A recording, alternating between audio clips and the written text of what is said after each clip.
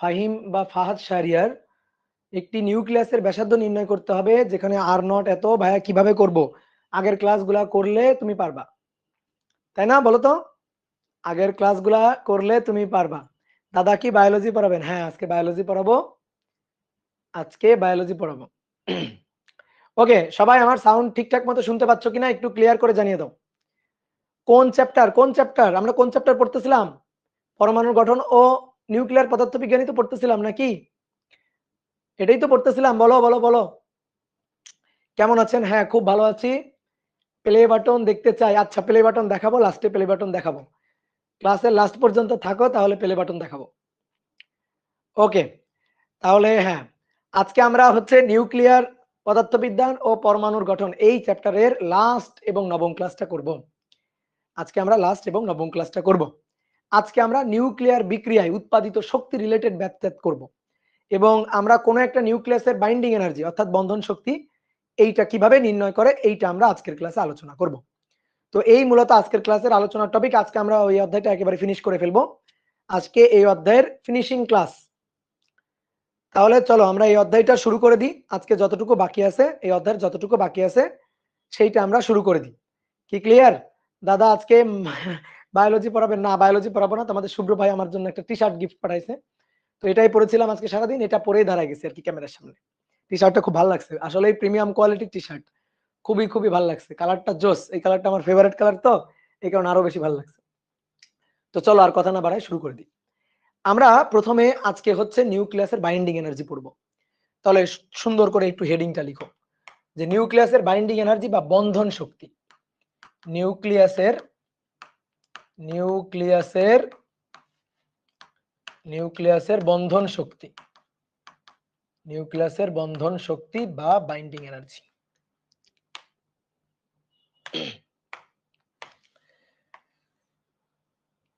দেখো, একটা নিউক্লিয়াস কে আমরা ভাঙতে চাই। ধরো কোন একটা মৌলের নিউক্লিয়াসে কি কি অবস্থান করে?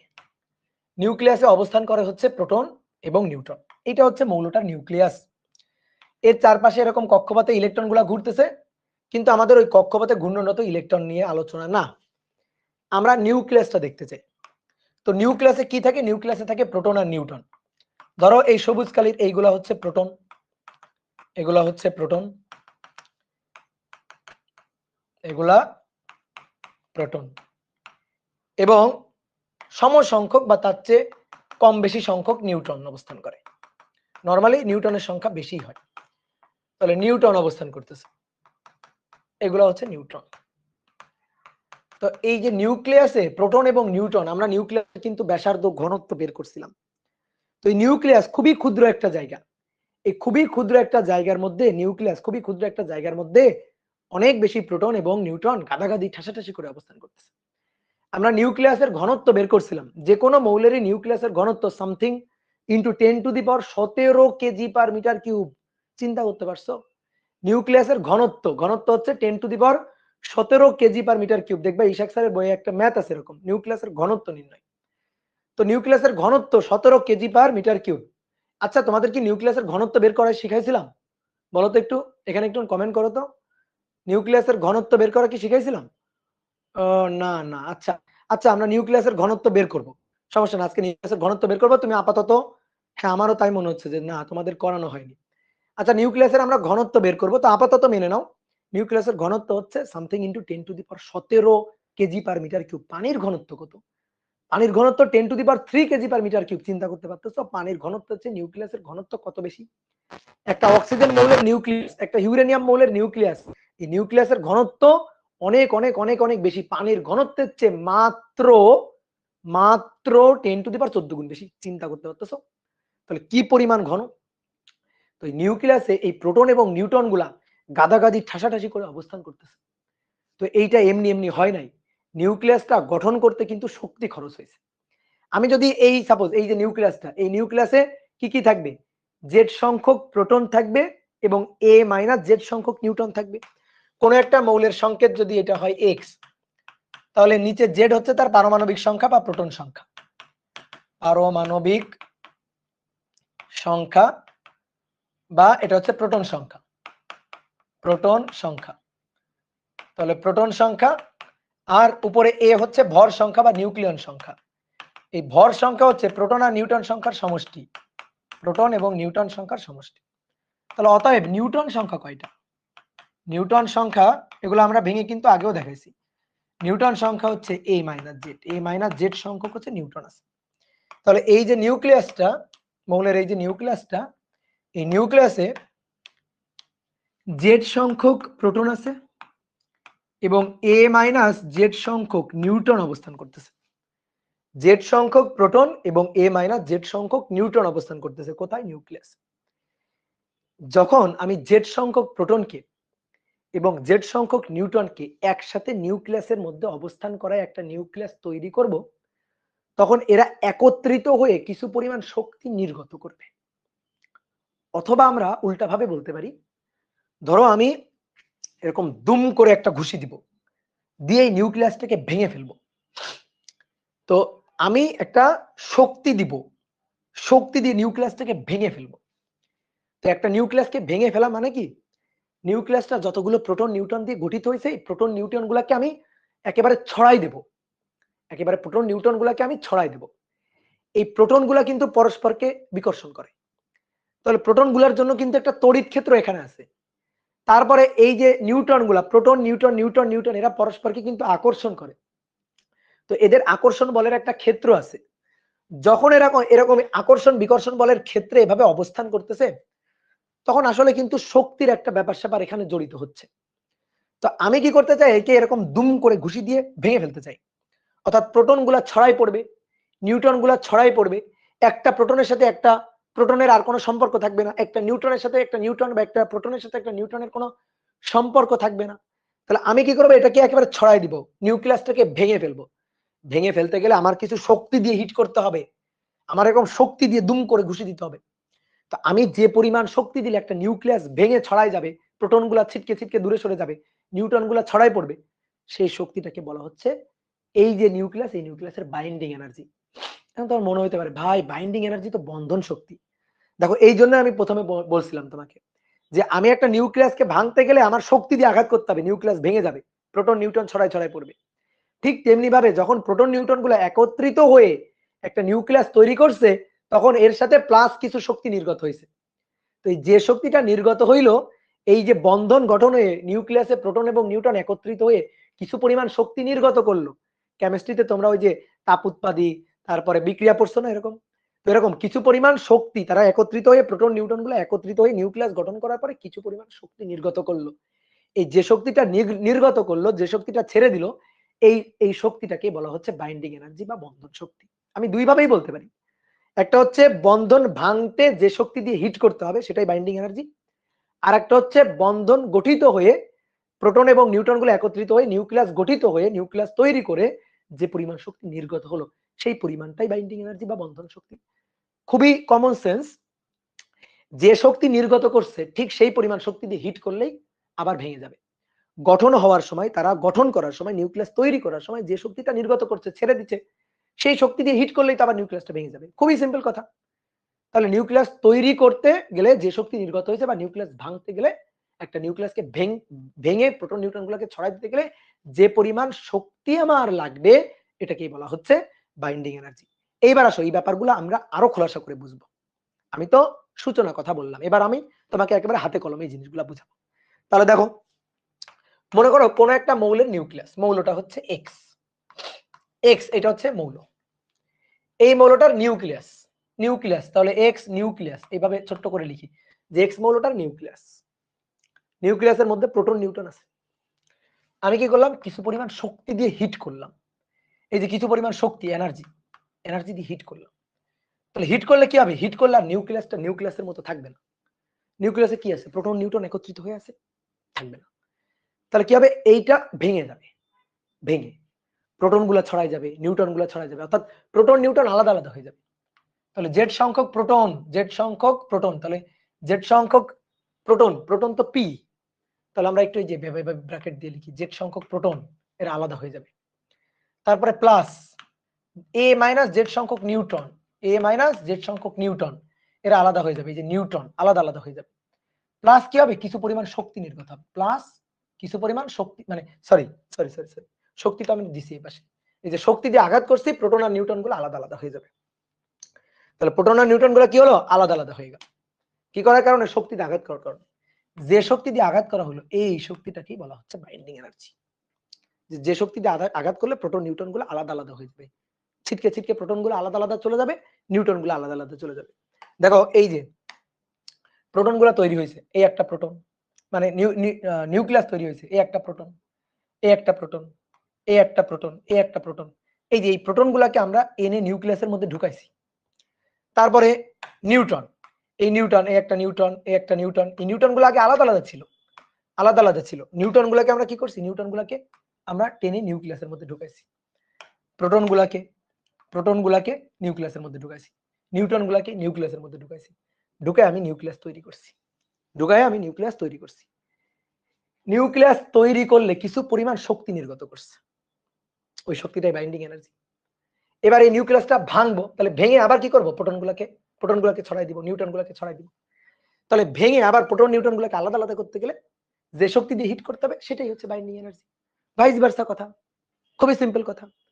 তো সেটাই আমরা লিখছি যে মৌলের নিউক্লিয়াসকে কিছু পরিমাণ শক্তি দিয়ে আঘাত করব, জেড সংখ্যক প্রোটন এ মাইনাস জেড সংখ্যক আলাদা আলাদা হয়ে যাবে, ঠিক আছে, আলাদা আলাদা হয়ে যাবে। তাহলে যে শক্তি দিয়ে হিট করলে এটা হবে, তাহলে সেটাই হচ্ছে আমার বাইন্ডিং এনার্জি। তাহলে আমরা এভাবে উল্টা বলতে পারি, ধরো মৌলের নিউক্লিয়াস, এবার আমরা এই শক্তিটাকে ওই পাশে নিয়ে যাব, এই শক্তিটাকে ওই পাশে নিয়ে যাব। তাহলে দেখো জেড সংখ্যক প্রোটন এ মাইনাস জেড সংখ্যক নিউট্রন, এই যে দেখো ভালো করে খেয়াল করে, এবার জেড সংখ্যক প্রোটন আর এ মাইনাস জেড সংখ্যক নিউট্রন একত্রিত হলো, হলো একত্রিত, দেখো একত্রিত হলো কিনা, একত্রিত হলো, একত্রিত হলো, হয়ে কি করবে, কিছু পরিমাণ শক্তি ছেড়ে দিবে, শক্তি নির্গত করবে, কিছু পরিমাণ শক্তি নির্গত করবে। দেখো তো এই জিনিসটা উপরের লাইন থেকে লেখা যায় কিনা, এই যে এই লাইনের অর্থ এই লাইনটা হয় কিনা, কিছু পরিমাণ শক্তি ছেড়ে দিবে, বাদ দিবে, তাহলে এইটারে ওই পাশে নিয়ে যাও। দেখো খুব সুন্দর, জিনিসগুলো খুবই সহজ। এই যে শক্তিটারে ওই পাশে নিয়ে দিলাম, এই যে বাইন্ডিং এনার্জি, বন্ধন শক্তি। তাহলে যখন প্রোটন এবং নিউট্রন গুলো একত্রিত হবে তখন কিছু পরিমাণ শক্তি ছেড়ে দিবে, নির্গত করবে, এটাই বাইন্ডিং এনার্জি। এবার এই শক্তিটাকে যদি এই পাশে নিয়ে আসি তাহলে কথাটা কি দাঁড়াবে, নিউক্লিয়াসকে শক্তি দিয়ে হিট করব, হিট করলে নিউক্লিয়াসটা ভেঙে প্রোটন নিউট্রন গুলো আলাদা হয়ে যাবে। যে শক্তি দিয়ে হিট করলে, দেখো এই যে শক্তিটা যখন এই পাশে লিখবো, শক্তি দিয়ে হিট করা, যোগ মানে আমি কি বলছিলাম, প্লাস মানে দিচ্ছি, ঠিক আছে, প্লাস মানে আঘাত করা হচ্ছে, আর মাইনাস মানে ছেড়ে দেওয়া হচ্ছে। তাহলে ওই পাশে গেলে মাইনাস ছেড়ে দিচ্ছে, আর এই পাশে যখন আছে তখন হিট করতেছি, আঘাত করতেছি। এই শক্তিটাই হচ্ছে বাইন্ডিং এনার্জি, এটাই হচ্ছে আমার বন্ধন শক্তি, বন্ধন শক্তি। এবার এইটা না আমাদের বের করতে হবে। তো দেখো কিভাবে এই বাইন্ডিং এনার্জি আসতেছে এটা আমরা বলি। বিজ্ঞানীরা দেখলো কি, যে কোন একটা মৌলের নিউক্লিয়াস, এই নিউক্লিয়াসটাকে তৈরি করছে কে, প্রোটন এবং নিউট্রন, নিউক্লিয়াসটা তৈরি করছে প্রোটন এবং নিউট্রন। তো ধরো একটা মৌলের নিউক্লিয়াসের ভর হচ্ছে MnU, নিউক্লিয়াসটার ভর, ধরো কোন মৌলের নিউক্লিয়াসের ভর হচ্ছে এটা। এই নিউক্লিয়াসকে তৈরি করছে কে, নিউক্লিয়াসকে তৈরি করছে জেড সংখ্যক প্রোটন, তাহলে জেড সংখ্যক প্রোটন, একটা প্রোটনের ভর mp, তাহলে জেড সংখ্যক প্রোটনের ভর কত, জেড ইন্টু এমপি। একটা নিউটনের ভর, একটা নিউটনের ভর mn, নিউটন আছে কয়টা, a মাইনাস জেড সংখ্যক, তাহলে a মাইনাস জেড সংখ্যক নিউটনের ভর a minus Z into m। তাহলে নিউক্লিয়াসে কারা কারা এসে একত্রিত হয়েছে, বলো নিউক্লিয়াসে কারা কারা এসে একত্রিত হয়েছে, প্রোটন নিউট্রন এসে একত্রিত হয়েছে। তাহলে বলো একটা নিউক্লিয়াসের ভর হবে, এই নিউক্লিয়াসের মধ্যে জেড সংখ্যক প্রোটন তাদের ভর প্লাস এ মাইনাস জেড সংখ্যক নিউটন তাদের ভরের সমষ্টি। নিউক্লিয়াসে কে আছে? ইলেকট্রন আছে না, নিউক্লিয়াসে আছে প্রোটন এবং নিউট্রন। তাহলে নিউক্লিয়াসে জেড সংখ্যক প্রোটন আছে, এ মাইনাস জেড সংখ্যক নিউটন আছে। তাহলে জেড সংখ্যক প্রোটনের ভর যোগ এ মাইনাস জেড সংখ্যক নিউটনের ভর, ঠিক আছে, এ মাইনাস জেড সংখ্যক নিউটনের ভর, এদের দুটোর ভর একত্রিত করে যোগ করলেই একটা নিউক্লিয়াসের ভর পাওয়া যাবে। ঠিক আছে, ধরো একটা alpha particle, that means helium nucleus.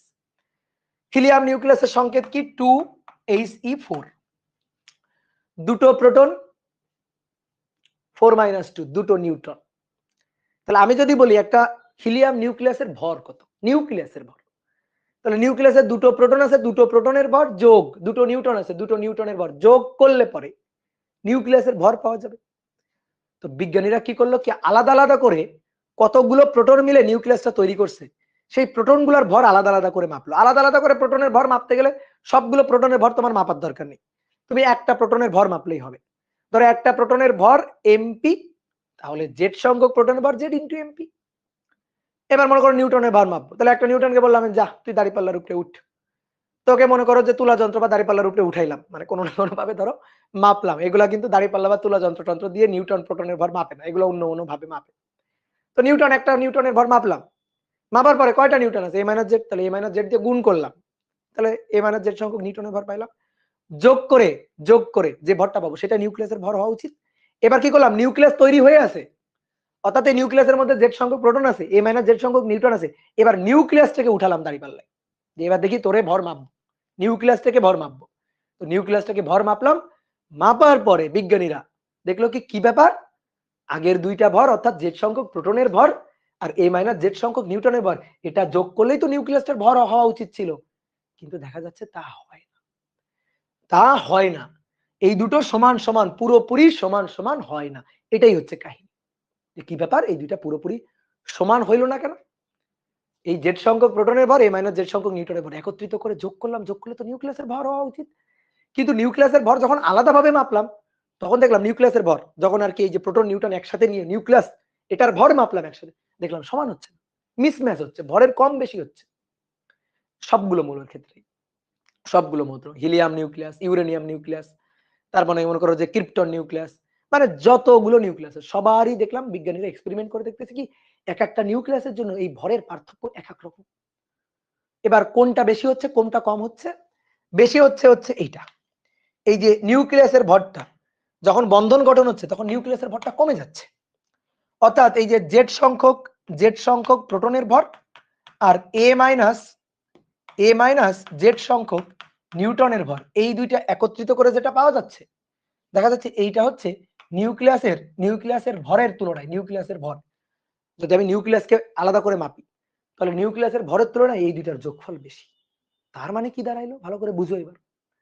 তার মানে যখনই জেড সংখ্যক প্রোটন আর এ মাইনাস জেড সংখ্যক নিউট্রন যখন এরা নিউক্লিয়াসে ঢুকে নিউক্লিয়াস তৈরি করতেছে, তখন না কিছু ভর গায়েব হয়ে যাচ্ছে। কিছু কি গায়েব হয়ে যাচ্ছে? কিছু ভর গায়েব হয়ে যাচ্ছে, ঠিক আছে, কিছু ভর গায়েব হয়ে যাচ্ছে, ভর গায়েব, ভর উধাও হয়ে যাচ্ছে। এই যে ভর গায়েব হয়ে গেল কোথায়, বিজ্ঞানীরা খোঁজার চেষ্টা করলো কই গেল ভর। ভর ছিল আগে এত কেজি, মানে মনে করো সাপোজ একটা উদাহরণ দিয়ে বুঝাই, ধরো আগে ছিল 2 গ্রাম 3 গ্রাম, যোগ করে পাওয়া উচিত ছিল 5 গ্রাম, কিন্তু আমি পাচ্ছি 4.87 গ্রাম, তাহলে বাকিটুকু কই গেল? এই যে বিজ্ঞানীরা ভর খোঁজা শুরু করলো। তাহলে প্রশ্ন যে ভরের এই পরিবর্তনটুকু বা মিসম্যাচটুকু কেন হলো, এটা তো হওয়ার কথা ছিল না। ভর কেন কম বেশি হলো, ভর কেন মিসম্যাচ হলো, এটা তো হওয়ার কথা ছিল না। তাহলে বিজ্ঞানীদের মনে একটা প্রশ্ন জাগলো, কেন? এবার দেন আরেকটা প্রশ্ন, এই কেনটা আপাতত উপরে তুলে রাখো। এবার আরেকটা প্রশ্ন হচ্ছে এই যে নিউক্লিয়াসটা যখন তৈরি হয়, তখন বিজ্ঞানী দেখলো নিউক্লিয়াসটা যখন তৈরি হয় প্রোটন আর নিউট্রন একত্রিত হয়ে যখন নিউক্লিয়াসটা তৈরি করে, কিছু পরিমাণ শক্তি নির্গত করে। এই যে শক্তি নির্গত করে, এই শক্তি আসলো কোত্থেকে? তাহলে দুইটা জায়গায় কেন লিখে দিই আমরা। এই একটা জায়গায় কেন, এই শক্তি আসলো কোত্থেকে, এই শক্তি কেন নির্গত করলো, কই গেল শক্তি, আর একটা হচ্ছে ভর গায়েব হয়ে কোথায় গেল? এই যে ভর গায়েব কেন, কেন ভর গায়েব হয়ে গেল, ভর গায়েব হয়ে কোথায় গেল? এই হচ্ছে দুটো প্রশ্ন। এইবার এই দুটো প্রশ্ন এক জায়গা করো, দুটো প্রশ্নের উত্তর, দুটো প্রশ্নের উত্তর এক জায়গা করো। এক জায়গা করে বিজ্ঞানীরা তখন এই দুটো কেনর উত্তরই পেয়ে গেল। দেখো এই যে ভরটা গায়েব হয়ে গেছে না, প্রোটন নিউট্রন একত্রিত হয়ে এদের আলাদা আলাদা ভর যা ছিল, নিউক্লিয়াস তৈরি হওয়ার পরে ভর কিছুটা কম, যতটুকু কম সেই ভরটুকু হারাই গেছে, গায়েব হয়ে গেছে। একেবারে হারাই গেছে, নিঃস্ব হয়ে গেছে, মানে ধ্বংস হয়ে গেছে না, সেই ভরটুকু সেই ভরটুকু সেই ভরটুকু গায়েব হয়ে যায়নি চিরতরের জন্য। সেই ভরটুকু অন্য কোনো না কোনো জায়গায় গিয়ে আত্মপ্রকাশ করছে। এবার আমরা শক্তি পাচ্ছিলাম না, যে শক্তি নির্গত হলো, শক্তি আসলো কোত্থেকে? শক্তি কোত্থেকে আসলো? এই শক্তিটা কোথায় ছিল? এই যে প্রোটন নিউট্রন একত্রিত হলো, একত্রিত হয়ে কিছু শক্তি ছেড়ে দিল, শক্তি আসলো কোত্থেকে? শক্তির উৎস কোথায়? এই যে শক্তির উৎস কোথায়, এটা খুঁজতে গিয়ে আমরা পাচ্ছি ভর কমে গেছে। ঠিক আছে, শক্তির উৎস কোথায় খুঁজতে গিয়ে কি পাই? খুঁজতে গিয়ে কি পাই? ভর কমে গেছে। তাহলে শক্তির উৎসটা হচ্ছে ওই ভর কমে গেছে যেটা, ওইটা।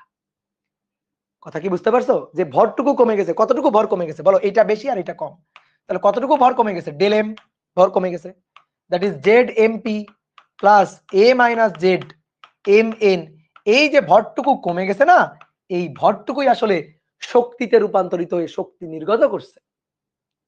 আর এই শক্তিটাই সেই বাইন্ডিং এনার্জি। কি ক্লিয়ার? যে শক্তিটা নির্গত করছে, বন্ধন গঠন হয়ে যে শক্তিটা নির্গত করছে, সেটাই হচ্ছে বাইন্ডিং এনার্জি। এবার তোমার মনে থাকতে পারে, ভাই ভর কেমনে শক্তি হইল? নিউটনিয়ান ফিজিক্স অর্থাৎ ক্লাসিক্যাল ফিজিক্সে আমরা জানি শক্তি সর্বদা শক্তিতে রূপান্তরিত হয়, কিন্তু আসলে ভরও শক্তিতে রূপান্তরিত হতে পারে।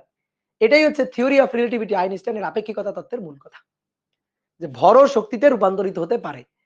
তাহলে আসলে ওই যে ভরটুকু হারাই যাচ্ছে, তোমার মনে হচ্ছে যে ভরটুকুর ত্রুটি তুমি পাইছো, ওই ভরটুকু আসলে শক্তিতে রূপান্তরিত হয়েছে। আইনস্টাইনের ভর শক্তি উপপাদ্য আপেক্ষিকতা তোমাদের অপর ভাই পড়াইছে 8 অধ্যায়। এখানে তোমরা দেখছো ভর শক্তিতে, শক্তি ভরে রূপান্তরিত হয়। আইনস্টাইনের একটা বিখ্যাত সূত্র, এটার প্রমাণও তোমরা 8 অধ্যায় করছো, যে equal to MC square, equal to MC square. Ishak স্যারের বইতে দেখবা, বইয়ে সেকেন্ড পার্ট বইয়ে মোলাটে জল জল করে লেখা আছে ইকুয়াল টু এমসি স্কয়ার। তাহলে এম পরিমাণ ভর যখন শক্তিতে রূপান্তরিত হয়, তখন সেই শক্তির পরিমাণটুকু হয় ইকুয়াল টু এমসি স্কয়ার। তাহলে ভর আসলে চিরতরের জন্য ধ্বংস হয়ে যায় নাই বা গায়েব হয়ে যায় না, এরকম কোনো ভৌতিক ঘটনা এখানে ঘটে নাই। ওই ভরটুকু আসলে শক্তিতে রূপান্তরিত হয়ে এই শক্তিটাই নির্গত করছে, আর that is called binding energy. কি রিলেশনটা বুঝতে পারছো, যে কোত্থেকে আসলে শক্তি? তো বিজ্ঞানীদের দেখলো প্রোটন এবং নিউট্রন গুলো একত্রিত হয়ে কিছু পরিমাণ ভর কমে যাচ্ছে, কিছু পরিমাণ ভর কমে যাচ্ছে। নিউক্লিয়াসের যে ভরটা আলাদাভাবে, নিউক্লিয়াসের যে ভরটা, এই যে নিউক্লিয়াসের যে ভরটা, তার চেয়ে এই আলাদা আলাদা করে প্রোটন নিউট্রনের ভরের সমষ্টিটা বেশি। তাহলে কিছু ভর কমে গেল, ওই ভরটা গেল কোথায়? শক্তিতে নির্গত হলো। কিভাবে? শক্তিতে রূপান্তরিত হয়। এটাই হচ্ছে কাহিনী। কি ক্লিয়ার? এই যে ডেলেম, এই ডেলেম কে বলবো আমরা ভর ত্রুটি। এই ডেলেম কে আমরা বলবো কি? ভর ত্রুটি। এই যে ডেলেম ভর ত্রুটি, যতটুকু ভরের মিসম্যাচ হবে দ্যাট ইজ কল্ড ভর ত্রুটি। ওকে, এবার এই ভর ত্রুটিটাই আসলে শক্তিতে রূপান্তরিত হয়েছে, এই ভর ত্রুটিটাই শক্তিতে রূপান্তরিত হয়েছে। তাহলে ওই যে বাইন্ডিং এনার্জি যাকে আমরা খুঁজতে চাচ্ছিলাম, সেই বাইন্ডিং এনার্জি আসলে এখান থেকে আসছে। Binding energy that is M C square. তো এখানে আমরা এম কে ডেল এম দিয়ে লিখছি, ডেল এম সি স্কয়ার। এটাই হচ্ছে সেই বাইন্ডিং এনার্জি, বন্ধন শক্তি। কি কথা কি বোঝা গেল? এইবার তুমি একটু উল্টা চিন্তা করো, নিউক্লিয়াস গঠিত হয়ে কিছু ভর ছেড়ে দিল, ভর কমে গেল, ওই ভরটুকু শক্তিতে রূপান্তরিত হলো, শক্তিতে রূপান্তরিত শক্তি নির্গত করছে, that is called binding energy. এইবার আমার তুমি উল্টা বুঝাবা, আমি এবার কি করব? নিউক্লিয়াসকে দুম করে ঘুষি দিব, দিয়ে নিউক্লিয়াসকে ভেঙে ফেলবো। তাহলে নিউক্লিয়াসকে ভেঙে ফেলা মানে, এখন তো নিউক্লিয়াস হয়ে আছে, নিউক্লিয়াস হয়ে আছে, নিউক্লিয়াসকে ভেঙে ফেলা মানে জেড সংখ্যক প্রোটনকে আলাদা করে দেওয়া, এ মাইনাস জেড সংখ্যক নিউট্রনকে আলাদা করে দেওয়া। তো বলো নিউক্লিয়াসের যে ভরটা, নিউক্লিয়াসের যে ভর, সেটা জেড সংখ্যক প্রোটন এবং এ মাইনাস জেড সংখ্যক নিউট্রনের ভরের থেকে কিছুটা কম না? তো যখন আলাদা হয়ে যাবে এরা, যখন জেড সংখ্যক প্রোটন আলাদা হয়ে যাবে, এ মাইনাস জেড সংখ্যক নিউট্রন আলাদা হয়ে যাবে, তখন তোরা বলছিল যে আমরা গঠন হয়ে যে ভরটুকু দান করছিলাম, যে ভরটুকু তোমাদের দান করছিলাম শক্তি হওয়ার জন্য, আমরা আলাদা হয়ে যাব। প্রোটন নিউট্রন বলবে যে আলাদা হব, আমাদের শক্তি ফেরত দাও, সরি ভর ফেরত দাও। কি বলবে না? যে ভরটুকু কমে গেছিল ওই ভরটুকু ফেরত দাও, না হলে আমরা আলাদা হব না। প্রোটন নিউট্রন এভাবে বলবে যে ঘুষি তো মারা হচ্ছে, নিউক্লিয়াসকে ভাঙবো, ঘুষি মেরে ভেঙে ফেলবো। তো ভাঙতে গেলে কি প্রোটন নিউট্রন আলাদা আলাদা করে ফেলবো, আলাদা আলাদা করলে তো প্রোটন এবং নিউট্রন তাদের যে ভরটুকু কমাই ফেলছিল ওই ভরটুকু দাবি করবে যে দাও আমাদের ভর আবার ফেরত দাও। কি ক্লিয়ার? ভর আবার ফেরত দাও। তো ভর তুমি ফেরত দিবা না? কেমনে ফেরত দিবা? এবার উল্টা শক্তি ভরে কনভার্ট হবে। কেমনে? এই যে দুম দিলাম, ঘুষি দিলাম, দিয়ে এই যে আমি আঘাত করলাম, তাহলে আমি কিছু শক্তি দিয়ে আঘাত করব, হিট করব শক্তি দিয়ে।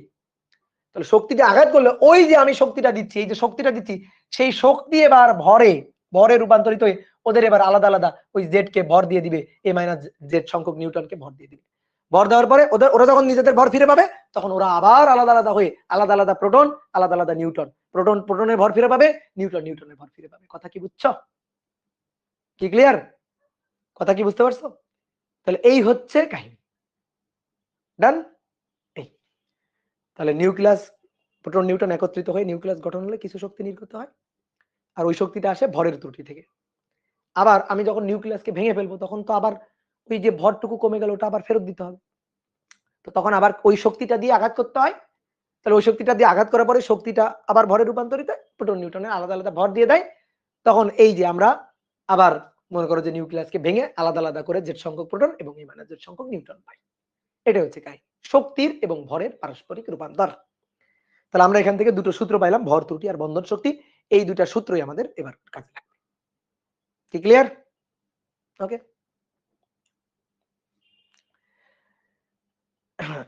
তাহলে তো নিউক্লিয়াসের ভিতর প্রোটন আর নিউট্রন আলাদা থাকে না, অন্য কিছু থাকে না? আলাদা থাকে না, প্রোটন আর নিউট্রনই থাকে, কিন্তু ওই যে সবাই মিলে কিছু ভর ছেড়ে দিছিল, কিছু ভর স্যাক্রিফাইস করছিল।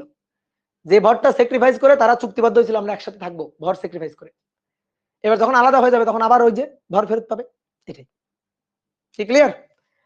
ওকে, এবার আসো আমরা দুটো সূত্র শিখলাম, বন্ধন শক্তির সূত্র, বাইন্ডিং এনার্জির সূত্র। এবার আসো এখানে একটা কোশ্চেন দেওয়া আছে। তো এই কোশ্চেনে বলা হচ্ছে যে binding energy of iron Fe56, এটার বাইন্ডিং এনার্জি এত মেগা ইলেকট্রোভোল্ট। দ্রুত লিখে ফেলো। বাইন্ডিং এনার্জি অফ বিসমাথ, এটার 1640 mega electronvolt. Binding energy of carbon 92.2 mega electronvolt. প্রশ্ন করছে স্থায়িত্বের সঠিক ক্রম কোনটি? তাহলে আমি তোমাদের কয়েকটা অপশন দিয়ে দিচ্ছি। স্থায়িত্বের সঠিক ক্রম, কে বেশি স্থায়ী? বিসমাথ, তারপরে আয়রন, তারপরে কার্বন। মানে স্থায়িত্বের দিক দিয়ে কে বেশি স্থায়ী? তারপরে 2 নম্বর এফ, বিসমাথ, কার্বন। তারপরে কার্বন, বিসমাথ, তারপরে Fe আর কি, Fe আয়রন। আর ডি নম্বর হচ্ছে বিসমাথ, আচ্ছা কোনটা বাদ গেল দেখি, Fe আগে, তারপরে সি দিলাম, তারপরে দিলাম বিসমাথ। না, স্থায়িত্বের সঠিক ক্রম কোনটি? আর একটা মনে করো অপশন দিলাম না, কোনটিই নয়। স্থায়িত্বের সঠিক ক্রম কোনটি? গুড, ভেরি গুড, ঠিক আছে, অনেকেই সঠিক অ্যান্সার দিছো। এগুলো খুবই সহজ, খুবই সহজ। স্থায়িত্বের সঠিক ক্রম কোনটি? যার বাইন্ডিং এনার্জি যত বেশি সে তত বেশি স্থায়ী। যার বাইন্ডিং এনার্জি যত বেশি সে তত বেশি স্থায়ী, কারণ তাকে ভাঙতে তত বেশি শক্তি দিতে হবে। কি বুঝলা? যার বাইন্ডিং এনার্জি যত বেশি, যার বাইন্ডিং এনার্জি যত বেশি তার স্থায়িত্বের ক্রম, মানে স্থায়িত্ব সবচেয়ে বেশি, তাকে ভাঙতে গেলে ওই শক্তি দিয়ে হিট করতে হবে। তাহলে বিসমাথ, তারপরে আয়রন, তারপরে কার্বন। তাহলে প্রথমে বিসমাথ, তারপরে আয়রন, তারপরে কার্বন। তাহলে বিসমাথ, দেন আয়রন, দেন কার্বন। এটা হচ্ছে স্থায়িত্বের, এটা হচ্ছে স্থায়িত্বের ক্রম, স্থায়িত্বের ক্রম। কি বুঝতে পারছো? এটা তো সহজ। কি ক্লিয়ার? এটা সহজ। এবার একটা কালা চশমা চোখে লাগাইতে হবে আমার, বুঝছো? ভুল, এটা ভুল, আর আমি জানি তুমি এই ভুলটা করবা। ঠিক আছে? একজন হচ্ছে ভাই ধোকা দিয়েন না, ধোকা খেয়ে গেছো, এটা হবে না। দেখো যার বাইন্ডিং এনার্জি বেশি সেই বেশি স্থায়ী না, এটা কারেক্ট না। দেখো আমরা এখন নতুন একটা জিনিস দেখবো, গড় বন্ধন শক্তি। গড় বন্ধন শক্তি, গড় বন্ধন শক্তি বা প্রতি নিউক্লিয়ন বাইন্ডিং এনার্জি। তাহলে সেই বেশি স্থায়ী যার গড় বন্ধন শক্তি বেশি। গড় বন্ধন শক্তি বা পার নিউক্লিয়ন বাইন্ডিং এনার্জি, অর্থাৎ প্রতি, বাংলায় বললে প্রতি নিউক্লিয়নে, নিউক্লিয়ন মানে ভর সংখ্যা, প্রতি নিউক্লিয়নে বন্ধন শক্তি, প্রতি নিউক্লিয়নে বন্ধন শক্তি, যে প্রতি নিউক্লিয়নে বন্ধন শক্তি বেশি যার, সে বেশি স্থায়ী। ঠিক আছে, সে বেশি স্থায়ী। ঠিক আছে, হচ্ছে এই হচ্ছে ঘটনা।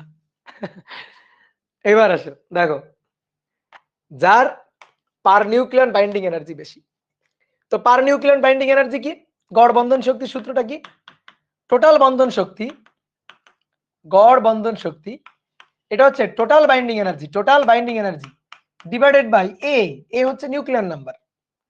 ঠিক আছে, পার নিউক্লিয়ন বন্ধন শক্তি, তো এ হচ্ছে আমার টোটাল নিউক্লিয়ন নাম্বার, তাহলে গড়ে প্রতিটার জন্য বাইন্ডিং এনার্জি কত, মানে সহজ কথা এভাবে বোঝো, প্রত্যেকটা নিউক্লিয়নকে বেঁধে রাখতে যে শক্তি লাগবে, অথবা প্রত্যেকটা নিউক্লিয়নকে ভাঙতে একটা একটা একটা একটা একটা একটা করে ছুটাইতে আমার যে শক্তি লাগবে, পার nucleon binding energy.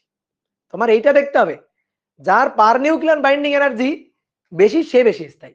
Total total মনে করো যে বাইন্ডিং এনার্জি দেখলা, দেখে তো লাভ নাই, টোটাল দেখে তো লাভ নাই। যেমন মনে করো একটা উদাহরণ, সহজ কথা, ধরো বাংলাদেশের মানুষের, ধরো বাংলাদেশের মানুষের, ধরো বাংলাদেশের মানুষের হচ্ছে অনেক টাকা, বাংলাদেশের টোটাল মানুষের অনেক টাকা, তো বাংলাদেশের টোটাল মানুষের অনেক টাকা, অনেক টাকা, কোটি কোটি টাকা, মনে করো যে কয়েক মিলিয়ন মিলিয়ন টাকা বাংলাদেশের টোটাল মানুষের।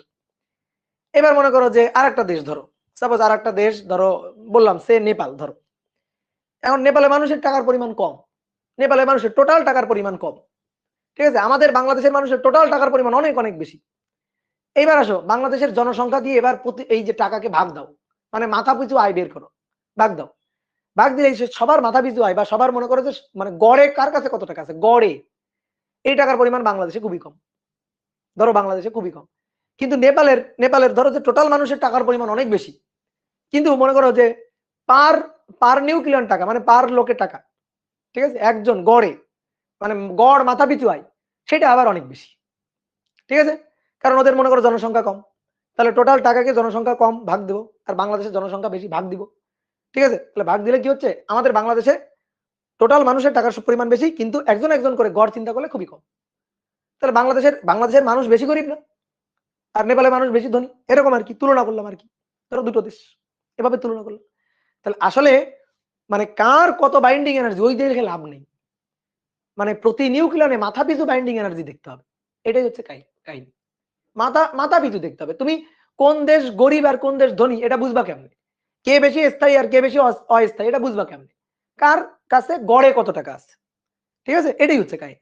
মনে করো বাংলাদেশের কিছু কিছু মানুষ আছে, মনে করো যে বাইরে প্রচুর প্রচুর টাকা, সুইস ব্যাংকে প্রচুর প্রচুর টাকা আছে না, কিন্তু গড় মাথা পিছু হয় মনে করো যে মানে মানুষের এমনি গড় টাকার পরিমাণ তো কম, এটাই আর কি কাহিনী, মানে আমি একটা উদাহরণ দিলাম আর কি। ঠিক আছে, তাহলে গড় বন্ধন শক্তি that is binding energy divided by A. তাহলে আমাদের এখানে গড় বন্ধন শক্তি বের করতে হবে তিনটা মৌলের জন্য, তাহলে আয়রনের Fe56 এর গড় বাইন্ডিং এনার্জি এটা সমান সমান 492.8 ভাগ হচ্ছে 56,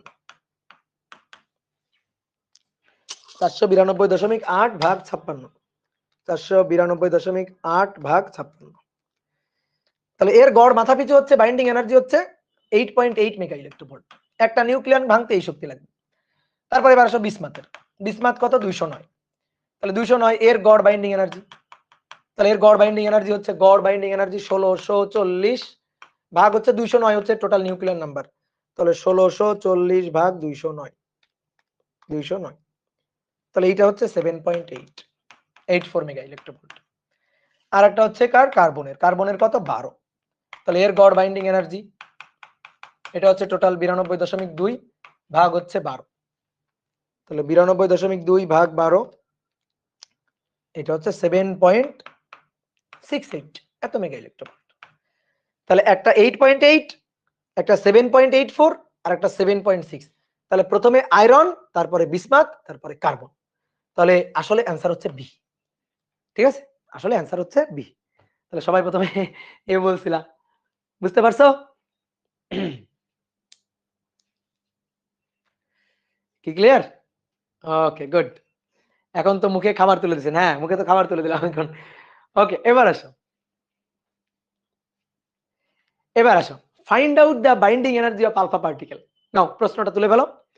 আলফা পার্টিকেল মানে হিলিয়াম নিউক্লিয়াস, তার বাইন্ডিং এনার্জি বের করতে হবে এবং গড় বাইন্ডিং এনার্জি আমাদের বের করতে হবে। আমাদের এই প্রবলেমটা সলভ করার জন্য কিছু তথ্য দেওয়া আছে। তো কি দেওয়া আছে?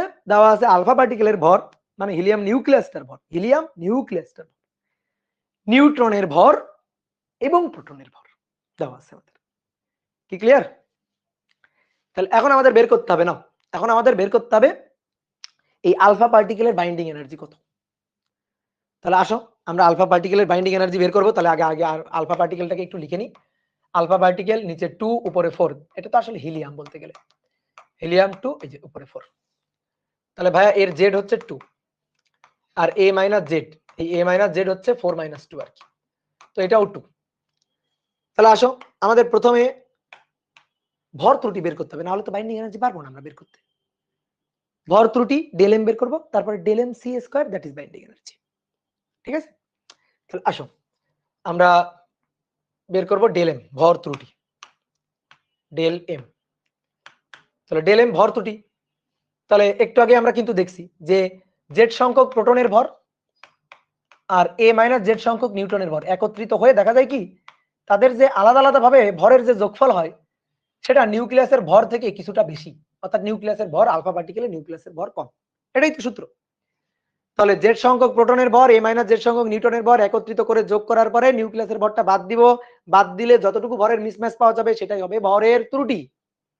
এবার আমরা মান বের করব, পর্যাপ্ত সকল তথ্য উদ্দীপকে দেওয়া আছে। অনেকে বলতে পারে ভাই এগুলা কি মুখস্থ করা লাগবে? না, এগুলা মুখস্থ করা লাগবে না, এগুলা কোশ্চেনে গিভেন থাকবে। আমি খালি এগুলা দেখে দেখে সূত্রটা লিখে মান বসাবো। তাহলে এটা আমার ভর ত্রুটি, আর ভর ত্রুটি ছাড়া তুমি বাইন্ডিং এনার্জি পাবা না। তাহলে ভর ত্রুটি ডেল এম, এটা হচ্ছে জেড সংখ্যক প্রোটনের ভর, জেড হচ্ছে 2, প্রোটনের ভর আমার এখানে গিভেন, এই দেখো লাস্টে প্রোটনের ভর 1.00782, 1.00782 এটা প্রোটনের ভর প্লাস এ মাইনাস জেড সংখ্যক নিউটনের ভর, এর মান 4, জেড এর মান 2 বা একবারে 2 লিখে দিতে পারো। নিউটনের ভর 1.00876 এত atomic mass unit, minus alpha পার্টিকেলের নিউক্লিয়াসের ভর, এই যে বলে দিয়েছি আলফা পার্টিকেলের নিউক্লিয়াসের ভর সেটা হচ্ছে 4.00276 এত অ্যাটমিক মাস ইউনিট, পুরো এককটা হচ্ছে অ্যাটমিক মাস ইউনিটে। তাহলে আমরা লিখে দিই একটু হিসাব নিকাশ করে। তাহলে 2 ইন্টু 1.00728 প্লাস 2 ইন্টু 1.00876 মাইনাস 4.00276, তাহলে আমাদের আসছে 0.02932 এত অ্যাটমিক মাস ইউনিট। এইটা হচ্ছে ভরের ত্রুটি, এই ভরটুকুই কমে গেছে, এই ভরটুকুই তোমার মনে হচ্ছে গায়েব হয়ে গেছে, আসলে তো গায়েব হয় নাই, এই ভরটুকুই আসলে শক্তিতে রূপান্তরিত হয়েছে। আমার এখন এই শক্তির পরিমাণ বের করতে হবে। ভালো করে খেয়াল করো, এটা দেওয়া আছে অ্যাটমিক মাস ইউনিটে, নট কেজি, নট কেজি, এটা তুমি ভরের ত্রুটি বের করছো। এবার তোমার বাইন্ডিং এনার্জি বের করতে হবে। তাহলে আসো আমরা বাইন্ডিং এনার্জি বের করব। তাহলে বাইন্ডিং এনার্জি এটা ইকুয়াল টু হবে del M C square, del M C square. তো ডেল এম ওটা আছে কিসে? অ্যাটমিক মাস ইউনিটে, ওইটারে কেজি বানাইতে হবে, এটারে কেজি বানাইতে হবে। তো একটা জিনিস তোমরা জানো, ঠিক আছে, 1 অ্যাটমিক মাস ইউনিট না জানলে এটা মুখস্থ করে রাখবা, 1.66057 এত into 10 to the power minus 27 KG, এটা হচ্ছে 1 অ্যাটমিক মাস ইউনিটের মান। যে 1 অ্যাটমিক মাস ইউনিট এটা হচ্ছে 1.66057 into 10 to the power minus 27 KG, এটা হচ্ছে 1 অ্যাটমিক মাস ইউনিটের মান, 1 অ্যাটমিক মাস ইউনিটের মান হচ্ছে এটা। তাহলে এত অ্যাটমিক মাস ইউনিট কত কেজি গুণ দিতে হবে। তাহলে 0.0202932 এটা গুণ 1.66057, 1.66057, কেউ যদি 1.66 পর্যন্ত ব্যবহার করো তাও হবে, কোনো সমস্যা নেই। এটা into 10 to the power minus 27, এটা into 10 to the power minus 27 নিলাম, নিয়ে এবার গুণ দেব, কেজি হয়ে গেল কিন্তু। এবার 3 into 10 to the power 8, 3 into 10 to the power 8, এবার এটার স্কয়ার গুণ দিলে এবার কিন্তু আমি জুলে পাবো, এবার আমি জুল এককে পাবো। তাহলে আসো অ্যান্সার, অ্যান্সার 0.02932 গুণ 1.66057 এক্সপোনেনশিয়াল ফাংশন মাইনাস 27 গুণ 3 এক্সপোনেনশিয়াল ফাংশন 8 এর square 4.38381 into 10 to the power minus 12 এত জুল ভাগ কোন এককে বের করছো, জুল এককে, তোমার কিন্তু বাইন্ডিং এনার্জি বের হয়ে গেছে। কিন্তু ব্যাপারটা হচ্ছে এটা দেখতে তো ভালো লাগতেছে না। 10⁻⁻12 জুল, চিন্তা করতে পারো 10⁻⁻12 জুল, 1 জুল 2 জুল না, ঠিক আছে, 0.1 0.01 জুল 0.02 জুল না, 10⁻⁻12, জিরোর পরে মনে করো যে পয়েন্টের পরে কতগুলো শূন্য, এটা তো ভালো লাগতেছে না দেখতে। ইলেকট্রোভোল্টে নিব, তো ইলেকট্রোভোল্টে নেওয়া কিন্তু আমি তোমাদের অলরেডি শিখাইছি। 1.6 × 10⁻⁻19 দিয়ে ভাগ দিলে ইলেকট্রোভোল্ট, অ্যান্সার ভাগ 1.6 এক্সপোনেনশিয়াল ফাংশন -19 ভাগ দিব, ইলেকট্রোভোল্টে পাবো। এটা আসবে 27 দশমিক, দেখো দেখো দেখো দেখো 27.386 গুণ 386 গুণ 10⁻6 ইলেকট্রোভোল্ট হয়েছে। ইলেকট্রোভোল্টে নিচে তুমি কষ্ট করছো, সমস্যা নেই, কিন্তু আরেকটু সুন্দর করা যায় না? 10⁻6 আছে, 10⁻6 তাহলে কি করা যায়? 27.386, এই যে এটা সুন্দর একক, মেগা ইলেকট্রোভোল্ট। এটাই হচ্ছে বাইন্ডিং এনার্জি। আর গড় বাইন্ডিং এনার্জি হচ্ছে একে নিউক্লিয়ার নাম্বার 4 দিয়ে ভাগ দাও। এই যে নিউক্লিয়ার নাম্বার এ এর মান কত? এর মান হচ্ছে 4, এর মান 4, তাহলে এ 4 দিয়ে ভাগ দিয়ে দাও, তাহলে গড় নিউক্লিয়ার এনার্জি, তাহলে গড় বন্ধন শক্তি, তাহলে টোটাল বাইন্ডিং এনার্জিকে ভাগ দিব নিউক্লিয়ার নাম্বার এ দিয়ে। তো টোটাল বাইন্ডিং এনার্জি কত? 27.386, তাকে ভাগ দিব 4 দিয়ে, তাহলে অ্যান্সার ভাগ 4। তাহলে দেখো তো কত আসে? 6.84 এত মেগা ইলেকট্রোভোল্ট। এটাই হচ্ছে পার নিউক্লিয়ার বাইন্ডিং এনার্জি। কি ক্লিয়ার? পার নিউক্লিয়ার বাইন্ডিং এনার্জি, এই হচ্ছে আমাদের হিসাব নিকাশ। ওকে, ডান। এবার কেউ একজন বলছে ভাই যদি অ্যাটমিক মাস ইউনিটকে আমি আগেই কেজিতে কনভার্ট করে নিতেই পারো, কিন্তু দেখতে ভালো লাগবে না তো, অনেক বড় হয়ে যাবে। তা আগে অ্যাটমিক মাস ইউনিটে করে নিলাম, তারপরে এভাবে করলাম। এইবার শোনো এই ম্যাথ কিন্তু তোমার এমসিকিউতে আসবে, ঠিক আছে? এই ম্যাথ কিন্তু তোমার এমসিকিউতে আসবে, রিটেনও আসবে, এমসিকিউতে আসবে। এবার এমসিকিউতে আসলে একটা বুদ্ধি আছে। কি বুদ্ধি? চালাকি। কি চালাকি? এই ম্যাথ আমি জাস্ট ক্যালকুলেটর চাপ দিয়ে এমসিকিউতে আসলে অ্যান্সার বলে দিতে পারবো। আসুক, আমি ক্যালকুলেটর চাপ দিয়ে এমসিকিউতে আসলে অ্যান্সার বলে দিতে পারবো। কেমনে করবো জানো?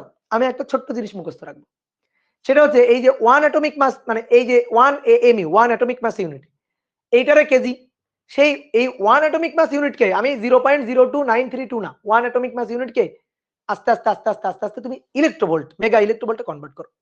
তো আমরা এটা জানি, বা আমাদের দেখবা বইতে লেখা আছে যে 1 অ্যাটমিক মাস ইউনিট এটাকে যদি আমরা এনার্জিতে কনভার্ট করি, তাহলে 931.5 মেগা ইলেকট্রোভোল্ট পাওয়া যায়, 5 মেগা ইলেকট্রোভোল্ট পাওয়া যায়।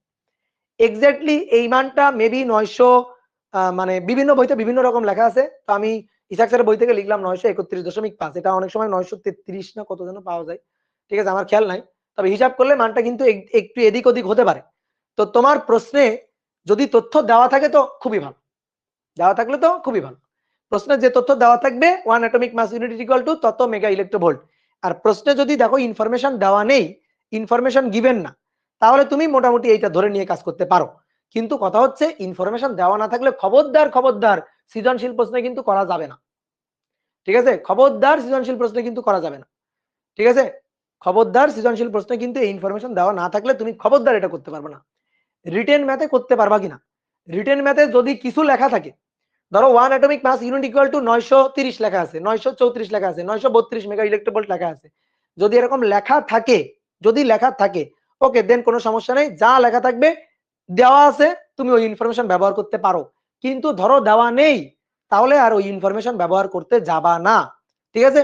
তাহলে ধরো এমসিকিউতে আসছে, কিছু ইনফরমেশন দেওয়া নেই, ওকে তুমি তোমার মন মতো করে এই 931.5 বা 932 যা খুশি একটা ধরে নিয়ে করো, দেখবা এর আশেপাশে কোনটা অ্যান্সার, ঠিক আছে? এর আশেপাশে কোনটা অ্যান্সার সেটা হচ্ছে অ্যান্সার। তবে নরমালি 931.5 এটাই ম্যাক্সিমাম সময় থাকে, ঠিক আছে? তো তোমরা একটু দেখবা 1 অ্যাটমিক মাস ইউনিটকে শক্তিতে এনার্জিতে কনভার্ট করলে কত হয়। আচ্ছা আমি বলে দিচ্ছি, 1 অ্যাটমিক মাস ইউনিট হচ্ছে 1.66, 1. একেবারে পুরো মানটা নিব 057 এক্সপোনেনশিয়াল ফাংশন -27 এত কেজি গুণ 3 এক্সপোনেনশিয়াল ফাংশন 8 তার স্কয়ার জুল হলো, তাকে ভাগ হচ্ছে 1.6 এক্সপোনেনশিয়াল ফাংশন -19 দিয়ে ভাগ করলাম, ভাগ করে ভাগ হচ্ছে 10⁻6 934.04 934.04 মেগা ইলেকট্রোভোল্ট। বুঝছো?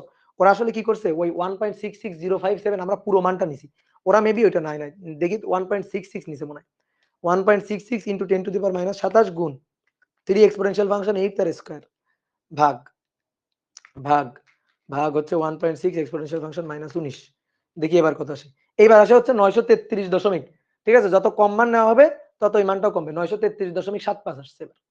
তাহলে এই হচ্ছে কাহিনী। ঠিক আছে, তো এক্সাক্ট মান হচ্ছে 934। তো তোমার বইতে 931.5 লেখা থাকলে তুমি ওটা ধরেই করবা, কোনো আপত্তি নাই। ঠিক আছে, আর এমসিকিউ এর জন্য এটা মুখস্থ রাখতে পারো।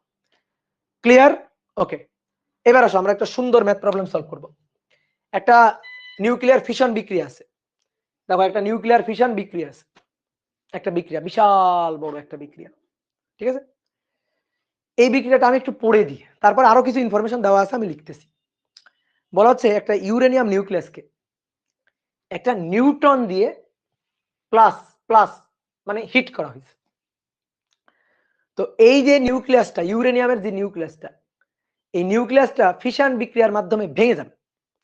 ভেঙে আবার সে কি করবে, ভেঙে আবার সে দুইটা আলাদা আলাদা নিউক্লিয়াস তৈরি করবে। আলাদা আলাদা কার নিউক্লিয়াস? এখানে তৈরি করছে বেরিয়াম আর ক্রিপ্টন। আরো অন্য ভিন্ন দুইটা নিউক্লিয়াস কিন্তু তৈরি করতে পারে। তাহলে আরো দুইটা নিউক্লিয়াস তৈরি করছে, নিউক্লিয়াস তৈরি করছে, ভেঙে ভেঙে দুটো নিউক্লিয়াসে পরিণত হয়েছে। এবার তারপরে কিছু নিউট্রন, এই যে একটা নিউট্রন, এখানে একটা নিউট্রন আছে, এখানে যে একটা নিউট্রন কিনা আমি জানি না, এটা নিউট্রন প্লাস কিছু এনার্জি নির্গত হবে। এই যে এনার্জি, এই শক্তি, নিউক্লিয়ার বিক্রিয়ায়, নিউক্লিয়ার ফিশন বিক্রিয়ায় প্রাপ্ত শক্তি, এবার এই শক্তি দিয়ে তুমি কি করতে চাও বলো? এই শক্তি দিয়ে তুমি কি করতে চাও? এই শক্তি দিয়ে তুমি এবার পাওয়ার পাওয়ার পাওয়ার প্ল্যান্ট বানাইতে চাও। শক্তি দিয়ে পাওয়ার প্ল্যান্ট বানাইতে চাও, nuclear power plant, nuclear power plant. ঠিক আছে, পারমাণবিক বিদ্যুৎ কেন্দ্র, এই যে রূপপুর হচ্ছে, তাই না? এই যে আমাদের এখানে রূপপুরে হচ্ছে, তাই তো? এই রূপপুর পাওয়ার প্ল্যান্টে এই ধরনের এই যে ইউরেনিয়াম, কয়েকদিন আগে তোমরা শুনলা না, ইউরেনিয়াম কয়েক ট্রাক ভরে ইউরেনিয়াম নিয়ে গেছে। তো সেই ইউরেনিয়াম নিউক্লিয়ার ফিশন বিক্রিয়ার মাধ্যমে এভাবে ইউরেনিয়াম ভাঙা হবে। ইউরেনিয়াম ভাঙলে এভাবে আমরা তেজস্ক্রিয় বজ্র পাবো। এই যে তেজস্ক্রিয় বর্জ্য হচ্ছে এগুলা, যে বেরিয়াম, ক্রিপ্টন, এই যে নিউক্লিয়াস ভেঙে যাবে, ইউরেনিয়াম নিউক্লিয়াস ভেঙে এই যে বেরিয়াম, ক্রিপ্টন এগুলা তৈরি হবে। এবার এইগুলা এইগুলা এগুলা তেজস্ক্রিয়, কিন্তু এগুলা হচ্ছে তেজস্ক্রিয় মৌল হিসাব, এই হিসাবে থাকবে। এগুলা নিউক্লিয়ার বর্জ্য আর কি। প্লাস নিউট্রন প্লাস কিছু শক্তি নির্গত হবে, এই যে শক্তি।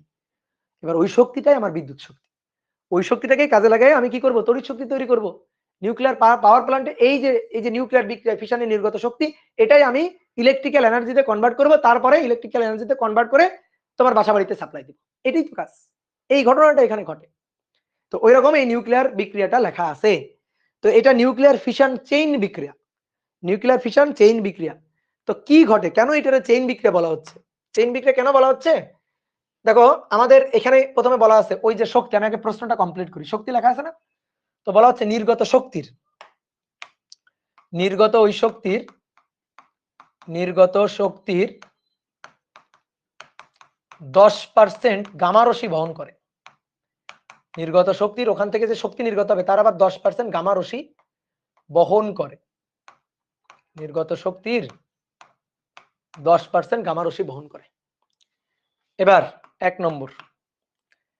নম্বর হচ্ছে ওই যে নিউট্রন, ওই যে বলছে কতগুলো নিউট্রন নির্গত হবে এই বিক্রিয়ায়। এই বিক্রিয়ায় কতগুলো নিউট্রন নির্গত হবে। 2 নম্বর, এই বিক্রিয়ায় ভর ত্রুটি ও প্রাপ্ত শক্তি। এই বিক্রিয়ার ভর ত্রুটি বের করতে হবে ও নির্গত শক্তি, নির্গত শক্তি। আর 3 নম্বর, আলফা, এই যে গামা রশ্মি, সে আলফা কণাকে ভাঙতে পারবে কিনা, গাণিতিকভাবে মূল্যায়ন করো যে গামা রশ্মি আলফা কণাকে ভাঙতে পারবে কিনা, ভাঙতে পারবে কিনা, এটা গাণিতিকভাবে মূল্যায়ন করতে বলছে। এই হচ্ছে আমাদের মানে পুরো প্রশ্নটা। এইবার আসো, প্রথম প্রশ্নটা কি বলছে, কয়টি নিউট্রন নির্গত হবে।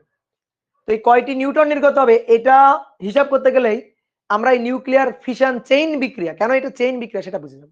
আসো দেখো 235 আর 92, একে আমি একটা নিউটন দিয়ে আঘাত করতেছি। তো নিউটনের উপরে কত, 1, আর 235, তো 235 আর 1 যোগ হয়ে 236। দেখো এইটাকে এইভাবে না লিখে এভাবেও লেখা হইতে পারে, মানে অনেক সময় তুমি দেখবা তোমার উদ্দীপকে এইটুকু নেই, এটুকু আছে, তো এটার কথাও কিন্তু একই। কারণ ইউরেনিয়াম 235 আর 92 ছিল, তাকে আমি একটা নিউটন দিয়ে আঘাত করছি। নিউটন মানে কি 1N0 এটা দিয়ে আঘাত করলে উপরে 235 এর জায়গায় 1 হয়ে গেছে 236, আর এটা 92। এন দিয়ে বোঝানো হচ্ছে একটা নিউটনকে আঘাত করা হয়েছে, একটা নিউটন দিয়ে এটাকে আঘাত করা হয়েছে, এই হচ্ছে ঘটনা। তো এভাবেও দেওয়া থাকতে পারে, এটাও লেখা থাকতে পারে, আবার এটাও লেখা থাকতে পারে, আমি দুটোই লিখে দিছি, বুঝছো? তাহলে আসো তো মিলাই, 235 আর 1, 235 আর 1 236, উপরে 141 আর 92, দেখি যোগ করি। 141 যোগ 92 যোগ 1 যোগ 1 234, 235 আর 1 36, 236 থেকে বিয়োগ 235, সরি 234, তাহলে কত থাকলো? 234 হলো। 141 যোগ 92, 233, সরি 233, এটা আর এটা যোগ করলে 233, আর 235 আর 1 236, তাহলে কত দরকার? এখানে 3 দরকার, কিন্তু আছে কত? 1, তাহলে 3 দরকার, 3। তাহলে কয়টা নিউটন নির্গত হবে? এই যে 3টা নিউটন নির্গত হবে।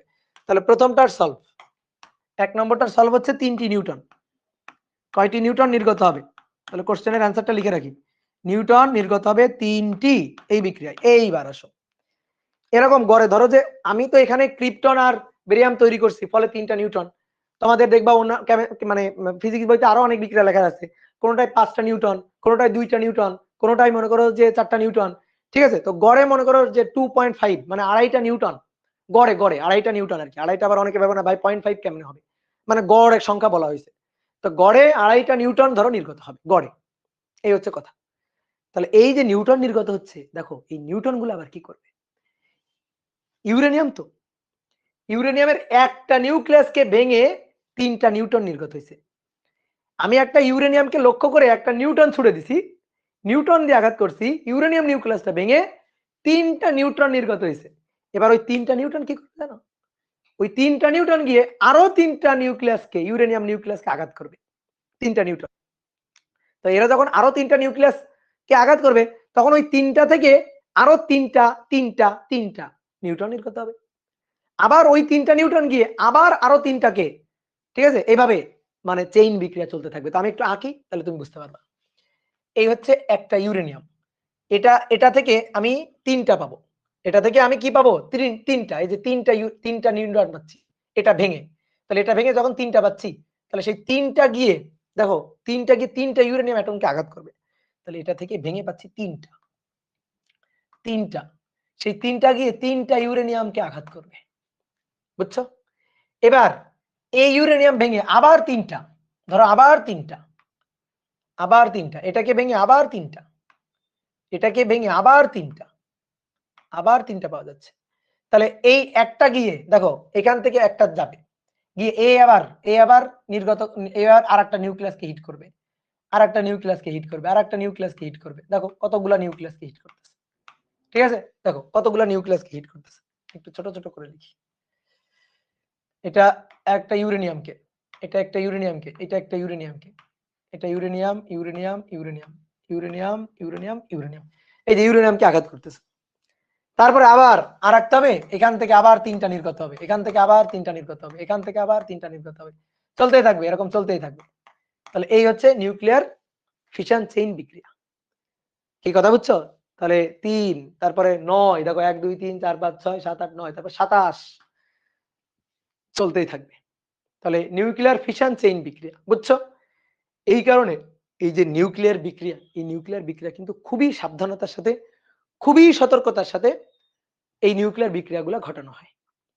এই যে রূপপুরে যে এই যে ইউরেনিয়াম নিয়ে যাওয়া হলো, ঠিক আছে? এই যে এই নিউক্লিয়ার বিক্রিয়া, যে ইউরেনিয়াম নিয়ে যাওয়া হবে, সেখান থেকে নিউক্লিয়ার বিক্রিয়ার মাধ্যমে যে তড়িৎ শক্তি তৈরি করা হবে, দেখো ইউরেনিয়াম নিয়ে যাওয়া হলো কত সতর্কতার সাথে, কত সাবধানতার সাথে নিয়ে যাওয়া হলো। কোনোভাবে যেন এই মানে মানে নর্মালি ইউরেনিয়াম অনেক দামি মূল্য, তো আর দামি কেন? কারণ এই যে এখান থেকে ইউরেনিয়ামের একটা নিউক্লিয়াসকে ভেঙে আমি যে শক্তি পাই, আমি তোমাকে বলে দিচ্ছি প্রায় 200 মেগা ইলেকট্রোভোল্ট শক্তি পাই, 200 মেগা ইলেকট্রোভোল্টের বেশি, 200 থেকে 210 মেগা ইলেকট্রোভোল্ট শক্তি পাওয়া যায়। তাহলে খুব বেশি, অনেক বেশি শক্তি পাওয়া যায়। তো এই যে শক্তি, এই শক্তি আসে কি এই নিউক্লিয়ার বিক্রিয়া থেকে। তো দেখো একটা ভেঙে এরকম, তাহলে এবার একটা ভাঙতেছে 27, 9টা ভাঙতেছে, তারপরে 27টা ভাঙতেছে, তাহলে বহুত বহুত শক্তি পাওয়া যাবে না? কোনোভাবে ধরো যে আমি মনে করো এই বিক্রিয়াকে কন্ট্রোল করতে পারি নাই, কোনোভাবে পাওয়ার প্ল্যান্টে এই বিক্রিয়াটাকে কন্ট্রোল করা যায় না। পাওয়ার প্ল্যান্টে নরমালি এই যে পাওয়ার প্ল্যান্টে যে নিউক্লিয়ার রিঅ্যাক্টর থাকে না, এরকম বড় মানো দেখবা যে এই যে রূপপুরেও এরকম দেখা যায়, এইগুলাকে বলা হয় রিঅ্যাক্টর, নিউক্লিয়ার রিঅ্যাক্টর। এইগুলা এই একটা এগুলা এক একটা নিউক্লিয়ার রিঅ্যাক্টর, ঠিক আছে? এগুলা নিউক্লিয়ার রিঅ্যাক্টর। এই নিউক্লিয়ার রিঅ্যাক্টরের গুলার মধ্যেই এই ইউরেনিয়ামের এই ফিশন বিক্রিয়াটা হয়, ইউরেনিয়ামের ফিশন বিক্রিয়াটা হয়। তো কোনোভাবে ধরো এই ফিশন বিক্রিয়াটা এগুলার যে দেওয়াল, এই দেওয়ালের পুরুত্ব অনেক বেশি হয়, যাতে কোনোভাবে ভেতরের এই বিক্রিয়া বাইরে গিয়ে কোনো প্রভাব টভাব ফেলতে না পারে। বিশাল মনে করো যে পুরু দেওয়াল তৈরি করা হয়। তো এই নিউক্লিয়ার রিঅ্যাক্টরের মধ্যে যে বিক্রিয়াটা ঘটানো হয়, সেই বিক্রিয়াটা নরমালি এই ধরনের উপরের বিক্রিয়াটা, ঠিক আছে? তো এই বিক্রিয়া যদি কন্ট্রোল করা না যায়, এই বিক্রিয়া যদি সাবধানতার সাথে ঘটানো না যায়, ধরো মনে করো আমি কি করছি, 1 বছরের জ্বালানি এনে রাখছি, 1 বছরের জ্বালানি মজুত করে রাখছি। আমি কি করলাম, কোনোভাবে ওই 1 বছরের জ্বালানি যেখানে মজুত আছে, ইউরেনিয়াম যেখানে মজুত আছে, ইউরেনিয়াম মনে করো যে আলু যেভাবে গুদাম করা হয়, ইউরেনিয়াম কিন্তু ওইভাবে গুদামের মতো রাখা হয় না, খুবই সাবধানতার সাথে রাখা হয়। কেন? এই বিক্রিয়ার কারণে। কোনোভাবে মনে করো যেখানে ইউরেনিয়াম মজুত করে রাখা হয়েছে, কোনোভাবে এরকম এই নিউক্লিয়ার এই যে ফিশন বিক্রিয়া, এটা কোনোভাবে ওই মজুত করা ওই বিশাল পরিমাণে সংগঠিত হয়ে গেল, তাহলে এটা কি হিসাবে কাজ করে জানো? ওইখানে এই চেইন বিক্রিয়া এটা যদি ঘটতে থাকে 10 সেকেন্ড এরকম চেইন বিক্রিয়া ঘটে বিশাল পরিমাণ শক্তি নির্গত হবে, বিশাল পরিমাণ। তুমি মনে করো আমি এখানে রাজশাহী আছি, রূপপুর পাওয়ার প্ল্যান্টে ধরো যে এরকম যদি কোনো ঘটনা ঘটে, আমি এখানে থেকে টের পেয়ে যাবো। এত সাবধানতার সাথে এই জিনিসগুলো করা হয়, মানে তখন ওটা আসলে অ্যাটম বোমের মতো কাজ করবে, অ্যাটম বোমের মতো কাজ করবে, ওটা পারমাণবিক বোমা হয়ে যাবে, বোমা বিস্ফোরণ হয়ে যাবে এখানে। এই ইউরেনিয়াম দিয়ে ধরো ভালো কাজও করা হয়, খারাপ কাজও করা হয়। তুমি যদি পাওয়ার প্ল্যান্ট ব্যবহার করো, পাওয়ার প্ল্যান্টে ব্যবহার করো, তাহলে সেটা ভালো কাজের জন্য। ভালো কাজের জন্য যেটা আমরা ধরো বাংলাদেশের এই যে নতুন যে পাওয়ার প্ল্যান্টটা যেটা হবে রাশিয়ার মানে সাহায্যে, ঠিক আছে, রাশিয়ার মানে অর্থনৈতিক সাহায্যে এবং বাংলাদেশের মেলবন্ধনে যেটা হচ্ছে আর কি। তো এইটা মনে করো যে পাওয়ার প্ল্যান্ট, এটা তো মানুষের কল্যাণের জন্য ব্যবহার হচ্ছে। এমন মনে করো যে বিভিন্ন দেশ পারমাণবিক যে বোমা টোমা তৈরি করে বা পারমাণবিক যে অ্যাটম বোমের মানে শক্তি প্রদর্শন করে, তো তারা কি করে, তারা তখন এই যে নিউক্লিয়ার এই ফিশন বিক্রিয়ার মাধ্যমে বিশাল পরিমাণ শক্তি নির্গত করে। তো এরকম বিশাল পরিমাণ শক্তি নির্গত আশেপাশের এলাকা সব কেঁপে উঠবে। কি কথা বুঝছো? ক্লিয়ার? তাহলে এটাই হচ্ছে কাহিনী। কি ক্লিয়ার? এইবার আসো, তাহলে আমরা এবার বিক্রিয়াতে ফেরত যাই। কি বলছে? এখানে যে বিক্রিয়াটা হবে, এই বিক্রিয়ায় ওই যে শক্তি নির্গত হবে, সেই নির্গত শক্তির 10% গামা বহন করে। আমার চাইছে ভর ত্রুটি আর নির্গত শক্তি। তাহলে এই যে শক্তিটা না, এই শক্তিটা তো ভর ত্রুটি থেকেই আসবে। এই শক্তিটা তো ভর ত্রুটি থেকেই আসবে। ভর ত্রুটি বের করবা, বের করে তার সাথে E = mc স্কয়ার। তাহলে দেখো এদিকে দেখো, কেমিস্ট্রির বিক্রিয়ার মতো এই দুইটা ভেঙে এইটা প্লাস শক্তি, তাহলে শক্তি হচ্ছে ভর ত্রুটি ডেলেম। তাহলে ডেলেম পাওয়া যাবে, এদের ভর যোগ করে এইটা ওই পাশে পাঠা বিয়োগ করবা, বিয়োগ করলে ভর ত্রুটি ডেলেম পাবা। আর ওই ডেলেমটাই আসলে শক্তি। তাহলে ডেলেমটাই শক্তি, আমাদের এই ডেলেমটাই বের করতে হবে। তাহলে আসো 2 নম্বর এখান থেকে শুরু করি। ডেল এম ভর ত্রুটি, ডেল এম ভর ত্রুটি হচ্ছে M uranium nucleus minus plus M একটা নিউটন, এই দেখো একটা নিউটন, তারপরে minus M barium nucleus minus M krypton nucleus minus 3টা নিউটন, ওই যে ওটা এই পাশে পাঠালাম 3টা নিউটন। এবার মানগুলো বসাবো। শোনো আরেকটা কথা বলি, তোমার আগের ম্যাথের ইনফরমেশন গুলাও কিন্তু দেওয়া আছে, মানে এই ম্যাথটা করতে কিন্তু এই 3টা ইনফরমেশনও দেওয়া আছে, গিভেন। অর্থাৎ এই ম্যাথটাতেও গিভেন আছে, তুমি ধরে নেবা এই ম্যাথটাতেও গিভেন আছে। যেমন দেখো নিউটনের ভর কত, 1.00876, এখানে আমার লাগবে তো, এটা দেওয়া আছে, আমি লিখি নাই কারণ আগে লেখা আছে তাই। 1.00876 এত অ্যাটমিক মাস ইউনিট নিউটনের ভর, এটা গিভেন দেওয়া আছে আমার। তাহলে এবার আসো মানগুলো বসাও। তাহলে ইউরেনিয়াম নিউক্লিয়াসের ভর 200, এই যে নিচে ভর দেওয়া আছে, এই দেখো এগুলো ভর 235.04 অ্যাটমিক মাস ইউনিট। নিউটনের ভর 1.00876 অ্যাটমিক মাস ইউনিট। এর ভর 140.91, এর ভর 91.89। তারপরে 3টা নিউটনের ভর, তাহলে বিয়োগ 3টা নিউটনের ভর 1.0000876। তাহলে টোটাল কত অ্যাটমিক মাস ইউনিট দেখি আমরা বের করি। টোটাল কত অ্যাটমিক মাস ইউনিট, তাহলে 235.04 যোগ 1.00876 মাইনাস 140.9191 মাইনাস 91 0.89 মাইনাস 3 1.00876 1.00876 তাহলে আমরা পাবো হচ্ছে 0.222 0.22248 এত অ্যাটমিক মাস ইউনিট। এইটা হচ্ছে ভর ত্রুটি, ঠিক আছে, এটা হচ্ছে ভর ত্রুটি। এইবার আসো শক্তি দেখি তো। একটা নিউক্লিয়াসকে ভাঙলে, একটা ইউরেনিয়াম নিউক্লিয়াসকে ভাঙলে আমরা দেখি তো ওই পাওয়ার প্ল্যান্টে কি পরিমাণ শক্তি পাওয়া যাবে। তাহলে নির্গত শক্তি energy that is del M C square. এবার ডেল এম এর মান 0.0222248 এত গুণ 1.66057 ইন্টু 10⁻⁻27 গুণ 3 ইন্টু 10⁸। তোমার যদি ইনফরমেশন গিভেন থাকে ওই যে এক atomic mass unit equal to কত, তুমি তাহলে একবারে লিখতে পারো। তাহলে এত গুণ 1.66057 এক্সপোনেনশিয়াল ফাংশন -27 গুণ 3 এক্সপোনেনশিয়াল ফাংশন 8 তার স্কয়ার। তাহলে এটা পাবো হচ্ছে 3.324 গুণ 10⁻11 ভাগ 1.6 ইন্টু 10⁻19। এটা জুলে ছিল, এটা ইলেকট্রোভোল্টে যাবে এবার। তাহলে ভাগ 1.6 এক্সপোনেনশিয়াল ফাংশন -19, তাহলে ভাগ দিলে পাবো হচ্ছে 207.812 এত মেগা ইলেকট্রোভোল্ট। এইটা হচ্ছে শক্তি 207. আমি একেবারে অ্যাকুরেট হিসাব করছি, আমার এটাই আসছে, বুঝছো? তো সমস্যা নেই, 207 209 যদি কারো আসে ওটা কোনো কম বেশি হলে কোনো সমস্যা নেই, ঠিক আছে। এই হচ্ছে আমার binding energy, sorry binding energy বলছি, নির্গত শক্তি, কিন্তু বাইন্ডিং এনার্জি না, এটা হচ্ছে ওই বিক্রিয়ায় নির্গত শক্তি।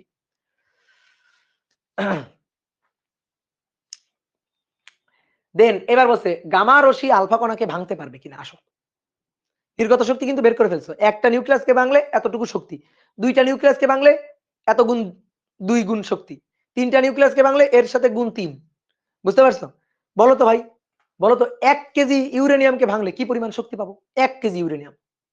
চিন্তা করে দেখো, আমি তোমার একটু পাওয়ার প্ল্যান্টের একটু ইঞ্জিনিয়ারিং পড়াই এখন, বুঝতে পারছো? রুয়েটের আমরা ইঞ্জিনিয়ারিং পড়ছি যখন, তখন এই হিসাব নিকাশগুলো আমরা পড়ছি।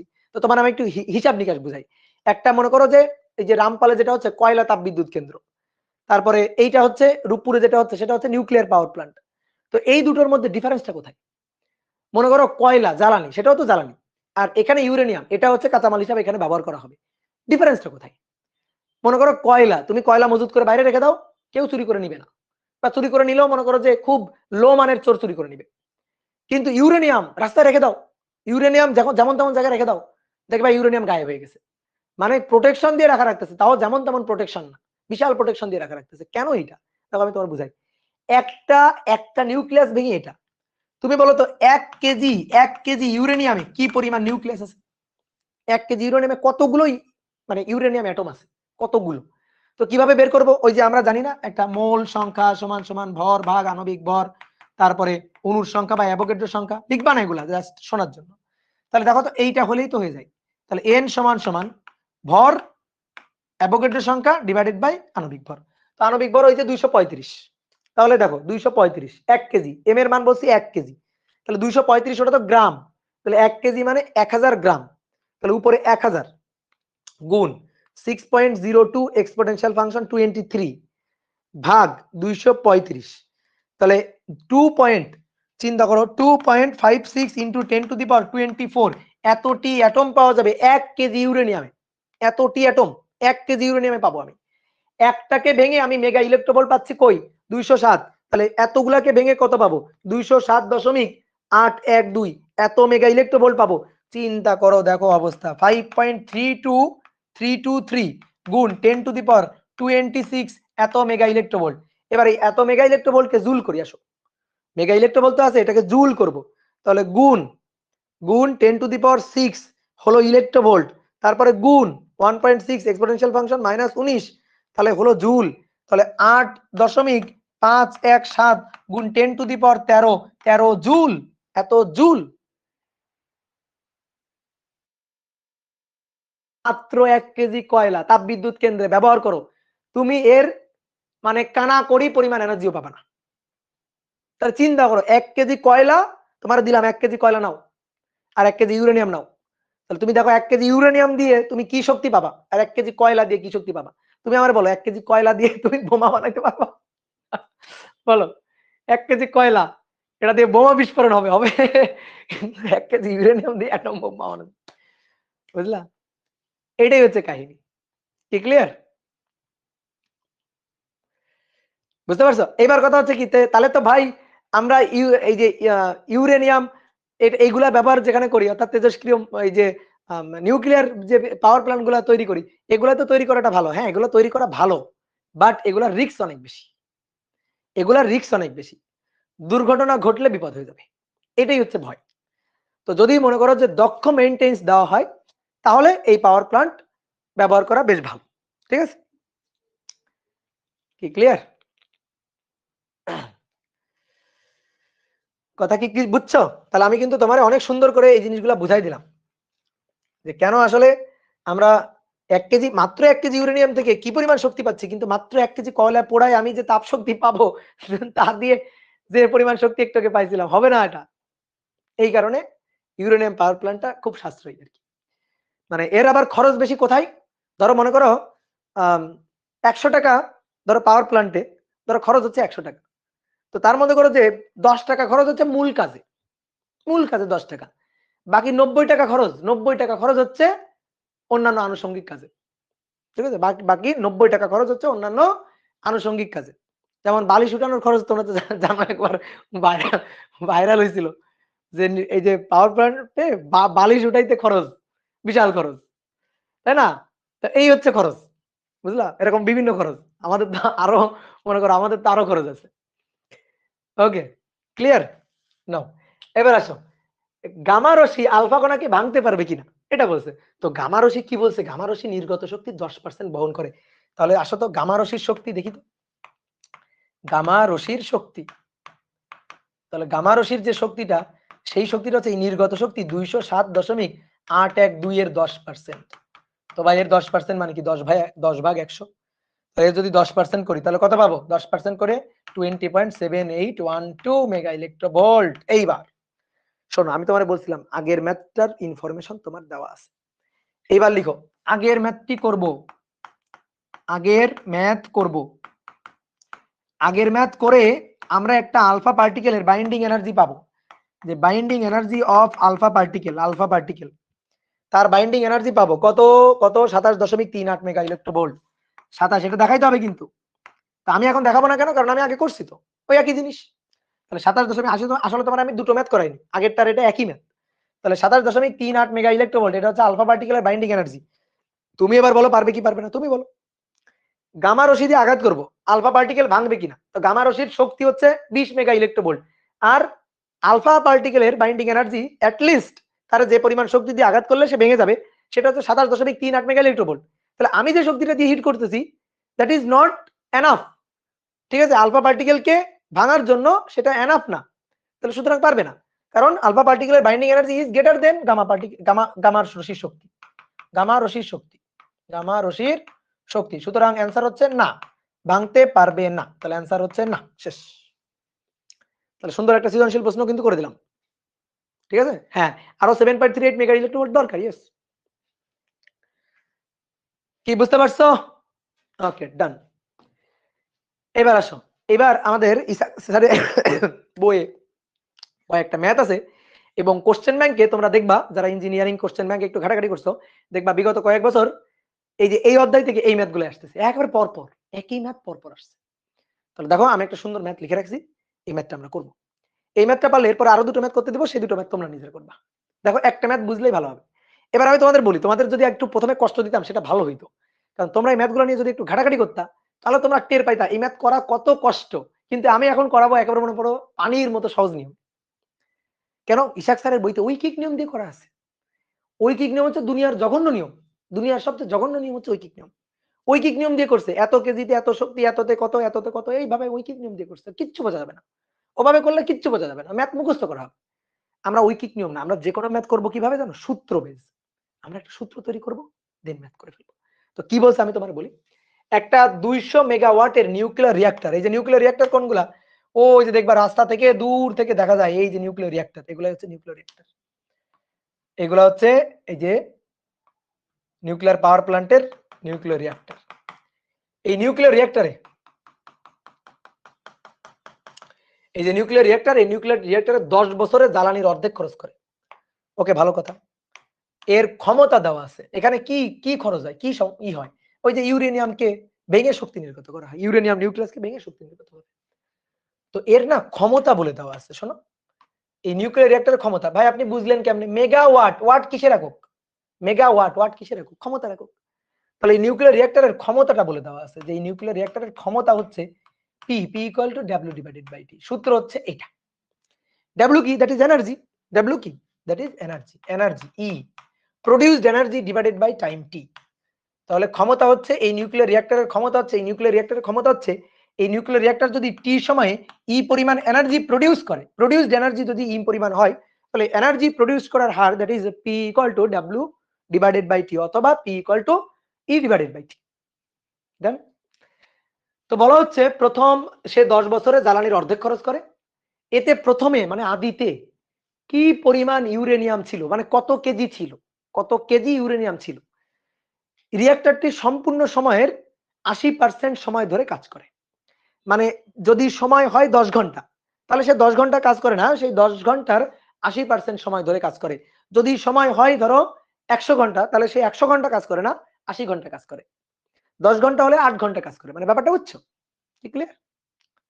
কথা কি বুঝছো? ভাই আপনি যে এটা আঁকছেন, এটা নিউক্লিয়ার চিমনি, ওটা নিউক্লিয়ার রিঅ্যাক্টর না, নিউক্লিয়ার, হ্যাঁ হ্যাঁ ওই ঠিক আছে, কোনো সমস্যা নেই। হ্যাঁ আমি বোঝানোর জন্য আঁকছি, এটা নিউক্লিয়ার চিমনি, ঠিক আছে, নিউক্লিয়ার রিঅ্যাক্টর না, ঠিক আছে, আমি বোঝানোর জন্য আঁকছি। হ্যাঁ ঠিক আছে, তুমি কমেন্ট করছো, ঠিক করছো, হ্যাঁ ওকে ঠিক আছে। এবার আসো, দেখো P equal to E divided by T. তা আমার এখন কি লাগবে? আমার লাগবে, আমার লাগবে হচ্ছে যে কতটুকু ইউরেনিয়াম। তো আমি একটু আগে না তোমার একটা এই ম্যাথই করাইছি, একটু আগে ওই যে ধরে ধরে একটা ম্যাথ করালাম না, যে আসো দেখি 1 কেজি ইউরেনিয়াম থেকে কি পরিমাণ শক্তি পাওয়া যায়। এবার আমার না শক্তি দেওয়া আছে, মানে ক্ষমতা দেওয়া আছে, সেখান থেকে বলতেছে কত কেজি ইউরেনিয়াম থেকে এটা পাওয়া যাবে। তুমি একটু দেখো ভালো করে, একটা জিনিস মাথায় রাখবা, সেইটা হচ্ছে, হ্যাঁ এই জিনিসটা মাথায় রাখবা, বা অনেক সময় প্রশ্ন দেওয়া থাকবে। সেটা হচ্ছে একটি নিউক্লিয়াসকে ভেঙে, একটি ইউরেনিয়াম নিউক্লিয়াসকে ভেঙে, একটি ইউরেনিয়াম নিউক্লিয়াসকে ভেঙে শক্তি যেটা পাওয়া যায়, একটা ইউরেনিয়াম নিউক্লিয়াসকে, একটা নিউক্লিয়াসকে যে এনার্জিটা পাওয়া যায় সেটা 200 মেগা ইলেকট্রোভোল্ট, এটা পাওয়া যায় 200 মেগা ইলেকট্রোভোল্ট। এটা তুমি ধরে নিবা। আসলে আমরা 200, এই যে 207 পাইছি, দেখো এখানে 207 পাইছি। তো মোটামুটি 200 আমরা ধরে নিব, কারণ আমরা এই ম্যাথগুলো করার সময় 200 ধরে নিব। আর তোমার টেনশনের কারণ নাই, তোমার কিন্তু প্রশ্নে বলেও দেওয়া থাকবে যে একটা ইউরেনিয়াম নিউক্লিয়াসকে ভেঙে এটা পাওয়া যায়। আর যদি না দেওয়া থাকে তাহলে তুমি ভাই ধরে নিবা, কোনো কিছু করার নাই, এটা ধরে নিতে হবে। ঠিক আছে, 200 ধরে নিব। অনেকে বলে ভাই 207 ধরবো, 208 ধরবো। তো কথা হচ্ছে কি 200 ধরে নেওয়াটা বেশি পারফেক্ট হবে। তাহলে এই যে একটি নিউক্লিয়াসকে ভেঙে শক্তি পাওয়া যায়, এটা তাহলে ভালো করে দেখো, এই যে শক্তি, এটা একটা একটা নিউক্লিয়াসে, তো নিউক্লিয়ার রিঅ্যাক্টরের মধ্যে কি আমি একটা নিউক্লিয়াসকে ভাঙি? আমি তো এন সংখ্যক নিউক্লিয়াসকে ভাঙবো, এন সংখ্যক, কোটি কোটি লক্ষ লক্ষ নিউক্লিয়াসকে ভাঙবো আমি। তাহলে এখানে কতগুলো আছে? এন সংখ্যক।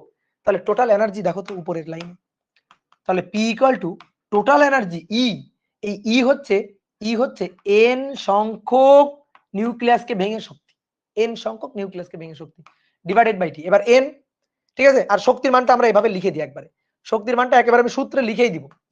এই শক্তির মানটা হচ্ছে 200 মেগা ইলেকট্রোভোল্ট, 200 মেগা ইলেকট্রোভোল্ট, এটা আমি একেবারে লিখেই রাখবো এখানে। আমরা একটা সূত্র বানাচ্ছি। এবার M equal to N equal to ভর ভাগ আণবিক ভর এবং অণুর সংখ্যা বা অ্যাভোগাড্রো সংখ্যা। তাহলে that is atom number N, atom number N, এটা সমান সমান M N A divided by বড় হাতের এম। ঠিক আছে, তাহলে এইটা তো আমরা জানি, এটা বক্স করব না। এখানে আসো, এইবার এন এর মানটা বসাবো। তাহলে অতএব পি ইকুয়াল টু, দেখো এন এর মানটা বসাই, M N A divided by নিচে বড় হাতের এম, আর এখানে 200 মেগা ইলেকট্রোভোল্ট ডিভাইডেড বাই হচ্ছে টি। তুমি সুন্দর করে এই সূত্রটা মুখস্থ করবা, তোমারে আর কেউ আটকে রাখতে পারবে না, তোমারে আর কেউ ম্যাথে আটকে রাখতে পারবে না। তুমি সুন্দর করে জাস্ট এই সূত্রটা মুখস্থ করে নিবা, তোমার কেউ আটকে রাখতে পারবে না। তাহলে এই সূত্রটা মুখস্থ করে নিবা। এবার আসো সূত্র মুখস্থ, বলো সূত্র সবাই বুঝছো কিনা, বলো সূত্র সবাই বুঝছো কিনা, ক্লিয়ার? ওকে, এবার এখানে মান বসাই দিব। আসো সবাই বোর্ডে দেখো, এবার কত মেগাওয়াট? 200। তাহলে পি এর মান 200 মেগাওয়াট আমাদের সবসময় এসআই এককে নিতে হবে, তাহলে মেগা মানে 10 টু দি পাওয়ার 6, 200 মেগাওয়াট, তাহলে 200 10 টু দি পাওয়ার 6 পি ওয়াটে, ওয়াট মানে joule per second, that is SI একক। ঠিক আছে, আমরা চাই এম বের করতে, 6.02 into 10 to the power 23 divided by M. M হচ্ছে পারমাণবিক ভর, তো ইউরেনিয়াম এই যে 235 এটা আমরা জানি, তাহলে 235 এখানে লিখে দিবা 235 এত গ্রাম। ঠিক আছে, এই 235 কিন্তু ভাই গ্রামে, ভালো করে মনে রাখিও 235 গ্রামে। এবার অ্যাভোগাড্রোর সংখ্যা বসালাম 200 মেগা ইলেকট্রোভোল্ট, তাহলে 200 মেগাকে 10 টু দি পাওয়ার 6 করলাম, ইলেকট্রোভোল্ট হইলো, 10 টু দি পাওয়ার 6 করলাম, ইলেকট্রোভোল্ট হইলো। আমার এসআই একক এখানে এই পাওয়ারটা আছে জুল পার সেকেন্ডে, মানে ওয়াটে, ভালো করে শুনিও, ওয়াটে আছে, ওয়াটে আছে, তাহলে এইখানে আমার ওয়াটে নিতে হবে, মানে জুলে নিতে হবে, সহজ কথা। তাহলে মেগাকে 10 টু দি পাওয়ার 6 করলাম, ইলেকট্রোভোল্টকে জুল করব, 1.6 into 10 to the power -19 joule হলো, আর ইলেকট্রোভোল্ট নেই, এটা জুল হয়ে গেল, ডিভাইডেড বাই নিচের সময় টি, কত বছর? 10 বছর। নিউক্লিয়ার রিঅ্যাক্টর 10 বছরে জ্বালানির অর্ধেক খরচ করে, সময় কত? 10 বছর, 10 বছর সময় বলছে, সম্পূর্ণ সময়ের 80% কাজ করে, 10 বছরের 80% কাজ করে। তাহলে ভালো করে দেখো, 80% মানে 0.8 গুণ হচ্ছে 10 বছর, মানে একবার 8 লিখে দিতে পারতাম, হ্যাঁ, তাহলে 0.8 গুণ হচ্ছে 10 বছর, 10 বছরের 80%, কিন্তু 10 কিসে আছে? বছরে, তাহলে বছরকে কি করব? বছরকে সেকেন্ড পর্যন্ত নিয়ে যাব, বছরকে সেকেন্ড, এক বছরে 365 দিন, তাহলে 10 বছরে 10 গুণ 365 দিন, একদিনে 24 ঘন্টা, এক ঘন্টায় 3600 সেকেন্ড, ডান। কে ক্লিয়ার? এক ঘন্টায় 3600 সেকেন্ড, কি ক্লিয়ার? তাহলে সূত্রটা হচ্ছে এইটা, ক্লিয়ার? এই যে শেষ, সবই জানি, শুধু জানি না এম এর মান। তাহলে আমি আরেকবার কি বলবো? পি মেগাওয়াট দেওয়া আছে গুণ 10 to the power 6 watt, M বের করতে চাই, এই এমটা আণবিক ভর 235, অ্যাভোগাড্রো নাম্বার বসালাম, 200 মেগা ইলেকট্রোভোল্টকে জুল করলাম, তাহলে 200 গুণ 10 টু দি পাওয়ার 6 গুণ 1.6 into 10 to the power -19 divided by সময় ছিল 10 বছর, 10 বছর, তাহলে 10 বছরের 0.8%, 10 বছরের 0.8 গুণ মানে 80%, তারপরে 365, তারপরে 24, তারপরে 3600, ক্লিয়ার? এইবার আসো, তাহলে এইখান থেকে হিসাব নিকাশ করে এম এর মানটা বের করব। এম এর মান 200 এক্সপোনেনশিয়াল ফাংশন 6 গুণ 235 গুণ 0.8 গুণ 10 গুণ 365 গুণ 24 গুণ 3600, যদি হিসাব নিকাশ ঠিক থাকে, ভাগ 6.02 এক্সপোনেনশিয়াল ফাংশন 23 গুণ 200 এক্সপোনেনশিয়াল ফাংশন 6 গুণ 1.6 গুণ 1.6 এক্সপোনেনশিয়াল ফাংশন -19 19 19 19 19 বিসমিল্লাহ। তাহলে কত হলো? কত হলো? এত গ্রাম, তাহলে 6 ইনটু, এত কিন্তু গ্রামে, বলো কেন গ্রামে, দেখি কে বলতে পারে? 155 গুণ 10 টু দি পাওয়ার 5, এটা কিন্তু গ্রামে, এটা কিন্তু গ্রামে, বলো। হ্যাঁ হ্যাঁ ঠিক মিলছে তো, এটা কিন্তু গ্রাম গ্রাম গ্রাম গ্রাম, হ্যাঁ। কেন গ্রাম? এই 235 গ্রাম, তাই 235 গ্রামে, তাহলে এম আসবে গ্রামে। এবার তোমার কেজি নিতে ইচ্ছা হলে নাও, তাহলে এত কেজি মানে 10 টু দি পাওয়ার 5 আছে হচ্ছে, মানে এখান থেকে 10 টু দি পাওয়ার 2 বাদ দিয়ে দাও, তাহলে 6.155 গুণ 10 টু দি পাওয়ার 3 কেজি, এত কেজি ইউরেনিয়াম, এত কেজি, এত কেজি ইউরেনিয়াম, বুঝছো? এই যে এত কেজি। এবার শোনো, অ্যান্সার কিন্তু এটা না, অ্যান্সার কিন্তু এটা না, এবার ভালো করে পড়ো। বলছে রিঅ্যাক্টরটি 10 বছরে জ্বালানির অর্ধেক খরচ করে, এটা খরচ করে, এটা ব্যয় করে, তাই না? আমার 10 বছর, 10 বছরের 80% সময় কাজ করছে, তাহলে এইটা হচ্ছে 10 বছরে খরচ করা, 10 বছরে খরচ করার পরিমাণ এটা বলতেছে। 10 বছরে জ্বালানির অর্ধেক খরচ করে, প্রথমে কতটুকু ছিল? মনে করো তোমার বাসায় খাবার আছে, তুমি 10 বছরে 50 কেজি খাবার খেয়ে ফেলছো, 10 বছরে 50 কেজি খাবার খেয়ে ফেলছো, তো আমি বলছি 10 বছরে তুমি অর্ধেক খাইছো, তাহলে তোমার 10 বছর আগে কত ছিল? পুরোটা কত ছিল? 100 কেজি ছিল, অর্ধেক খাইছো তুমি, তো এই হচ্ছে কথা, কি ক্লিয়ার? কথা কি বুঝছো? বলো বুঝছো কিনা? তাহলে ও আচ্ছা, এখানে সরি সরি সরি, এখানে তো 10 টু দি পাওয়ার 3 হবে না, 10 টু দি পাওয়ার 2 হবে, ভুল করেছি, 10 to the power 2 KG, 10 to the power 2 KG. কি ক্লিয়ার? তাহলে এইটা খরচ করছে, তাহলে 10 বছরে অর্ধেক খরচ করে, তাহলে ছিল কত? এর দ্বিগুণ। তাহলে ছিল কত? এর দ্বিগুণ। অর্ধেক খরচ করছে, তাহলে ছিল কত? ইউরেনিয়াম ছিল 6.155 গুণ 10 টু দি পাওয়ার 2 এত কেজি গুণ 2 কেজি। ঠিক আছে, এটাই হচ্ছে অ্যান্সার। বলো বুঝতে পারছো কিনা? গুণ 2 হবে, গুণ 2 হবে। ক্লিয়ার?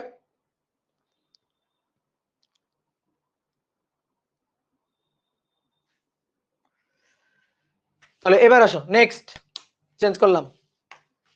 নেক্সট 5 নম্বর, একটি নিউক্লিয়ার রিঅ্যাক্টরের ক্ষমতা, একটি নিউক্লিয় রিঅ্যাক্টরের ক্ষমতা 3000 কিলোওয়াট। একটি নিউক্লিয়ার রিঅ্যাক্টরের ক্ষমতা 3000 কিলোওয়াট। বলছে প্রতি সেকেন্ডে, এখানে প্রতি সেকেন্ডে কি পরিমাণ, মানে কতগুলো, প্রতি সেকেন্ডে কি পরিমাণ নিউক্লিয়াসের বিঘটন ঘটে, নিউক্লিয়াস বিভাজন ঘটে প্রতি সেকেন্ডে কতগুলো। আর একটা জিনিস আমাদের বলছে 100 ঘন্টায় কত কেজি ইউরেনিয়াম প্রয়োজন হবে। 1000 ঘন্টায়, 1000 ঘন্টায় কত কেজি ইউরেনিয়াম এই নিউক্লিয়ার রিঅ্যাক্টরে লাগবে, এটা আমাদের বের করতে বলছে। ওকে দাদা প্লিজ আপনি ফিজিক্স অপটিক্সটা নিন, নইলে আপনার আগে রেকর্ড ক্লাস দিয়ে দিন। আচ্ছা দেখি ব্যবস্থা করবো না, যাও কান্নাকাটি করিও না। একটি নিউক্লিয়ার রিঅ্যাক্টরের ক্ষমতা এত কিলোওয়াট, প্রতি সেকেন্ডে কি পরিমাণ নিউক্লিয়াস বিভাজন ঘটে। ওকে 100 ঘন্টায় কত কেজি ইউরেনিয়াম লাগবে। নিউক্লিয়ার রিঅ্যাক্টরের ক্ষমতা দেওয়া আছে। এবার আমি সূত্র বুঝাবো না। তাহলে ক্ষমতা হচ্ছে টোটাল শক্তি m n into 200 mega electronvolt, 200 mega electronvolt divided by time t। ঠিক আছে, আমাদের চাইছে প্রতি সেকেন্ডে কি পরিমাণ নিউক্লিয়াসের বিভাজন ঘটে প্রতি সেকেন্ডে, এটা আমাদের প্রশ্ন করছে। হয়েই তো গেছে, এই তো সূত্র।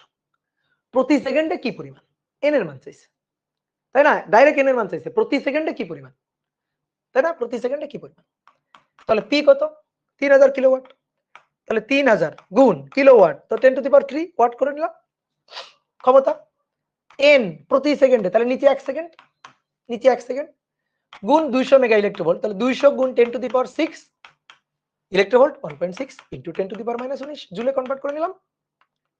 কারণ অনেকে বলবে ভাই এটা জুলে কেন কনভার্ট করা লাগলো? আরে ভাই এই পাশে আমার কিসে দেওয়া আছে? কিলোওয়াট, ওয়াট মানে জুল পার সেকেন্ড, তাহলে এই পাশে জুল পার সেকেন্ড নিতে হবে। শেষ তো ম্যাথ, অতএব n বের করতে হবে। তাহলে প্রতি সেকেন্ডে, বা সবচেয়ে ভালো হয় এটা করলে তুমি এখানে টি এর মান বসাইও না, টি এর মান টি থাকুক, তুমি n বাই টি বের করো। n বাই টি এটাই তো প্রতি সেকেন্ডে নিউক্লিয়ার বিভাজনের হার, প্রতি সেকেন্ডে কতগুলো অ্যাটম ভাঙবে, n বাই টি এটাই তো বের করতে বলছে। বা টি এর মান 1 ধরে করলেও হবে, কোনো সমস্যা নেই। কোনো সমস্যা আছে? নেই। তাহলে উপরে হবে 3000 গুণ 10 to the power 3 divided by 200 গুণ 10 টু দি পাওয়ার 6 1.6 গুণ 10 টু দি পাওয়ার -19। তাহলে এত টি পার সেকেন্ডে, এত পার সেকেন্ড, এখানে যা আসবে তার একক হবে পার সেকেন্ড। তাহলে 3000 exponential function 3 divided by 200 exponential function 6 গুণ 1.6 এক্সপোনেনশিয়াল ফাংশন হচ্ছে -19। তাহলে 9.37 ইনটু 10 টু দি পাওয়ার 16 এত টি পার সেকেন্ডে এত টি, তাই না? সহজ না? বলছে 100 ঘন্টায় কত কেজি ইউরেনিয়াম লাগবে। Okay T equal to n গুণ 200 mega electronvolt divided by time T. এইবার ওই যে n কে এবার ভাঙতে হবে, p সমান n, তাহলে ভর অ্যাভোগাড্রো সংখ্যা ডিভাইডেড বাই বড় হাতের ভর m, আর উপরে 200 mega electronvolt divided by time T. তাহলে এবার মান বসাও, p এর মান 3000 কিলোওয়াট, তাহলে 3000 গুণ 10 টু দি পাওয়ার 3 ঠিক আছে 3000 গুণ 10 টু দি পাওয়ার 3 কত ঘন্টায় 100 ঘন্টায় দেখো সরি 1000 ঘন্টায় 1000 ঘন্টা এক ঘন্টায় 3600 সেকেন্ড 1000 ঘন্টায় গুণ 3600 সেকেন্ডে নিয়ে নিলাম এম লাগবে আচ্ছা নিচে তো আরো আছে নিচে তো টি মানে 1000 গুণ 3600 তারপরে এই পাশে এম আছে 235 এটা গ্রামে তাহলে উপরে আমার এম আসবে গ্রামে তো কত কেজি লাগবে আর যদি মনে করো এটার একবারে কেজি নিয়ে নিবা নাও তো 235 কে কেজি নিয়ে নাও কোনো সমস্যা নেই তাহলে অ্যাভোগাড্রো সংখ্যা 6.02 ইনটু 10 টু দি পাওয়ার 23 আর 200 গুণ 1.6 into 10 to the power 200 mega তাহলে 200 গুণ 10 টু দি পাওয়ার 6 গুণ 1.6 ইনটু 10 টু দি পাওয়ার -19 তাহলে এখান থেকে অতএব এম বের করবা করছো 1000 লেখার দরকার নাই 1000 আর লেখার দরকার নাই কেন ও আচ্ছা হ্যাঁ 1000 আর লেখার দরকার নাই কেজি চলে 1000 আর লেখার দরকার নাই গুড ভেরি গুড তাহলে এখান থেকে তুমি প্রথমে পাবা কিন্তু যাই হোক আমি 1000 তো লিখে ফেলছি এখানে পাবা তুমি হচ্ছে গ্রাম তারপরে একে আবার 1000 দিয়ে ভাগ দিবা 1000 দিয়ে ভাগ দিবা তাহলে ভাগ দিয়ে পাবা কি কেজি ঠিক আছে ভাগ দিয়ে 1000 কেজি ওকে ডান ক্লিয়ার ভাই ইউরেনিয়ামের অঙ্ক যে শক্তি ওইটাকে বাইন্ডিং শক্তি বলা যাবে না কেন এটা তো বাইন্ডিং শক্তি না কারণ এটা ভেঙে প্রোটন নিউক্লিয়ন আলাদা হচ্ছে না প্রোটন নিউট্রন আলাদা হচ্ছে না তারা আবার দুটো নিউক্লিয়াস তৈরি করতেছে ভালো করে বুঝিও প্রোটন গুলা ছড়াই গেল নিউট্রন গুলা ছড়াই গেল তাহলে বাইন্ডিং এনার্জি বলতাম বাট কি হয়েছে নিউক্লিয়াসটা ভাঙছে ভেঙে 3টা নিউট্রন আরো একটা ক্রিপ্টন তারপরে বেরিয়াম তৈরি করছে আলাদা আলাদা নিউক্লিয়াস তৈরি করছে তাই না এটা তো আর বাইন্ডিং এনার্জি মানে প্রোটন নিউট্রন ছড়াই দিছে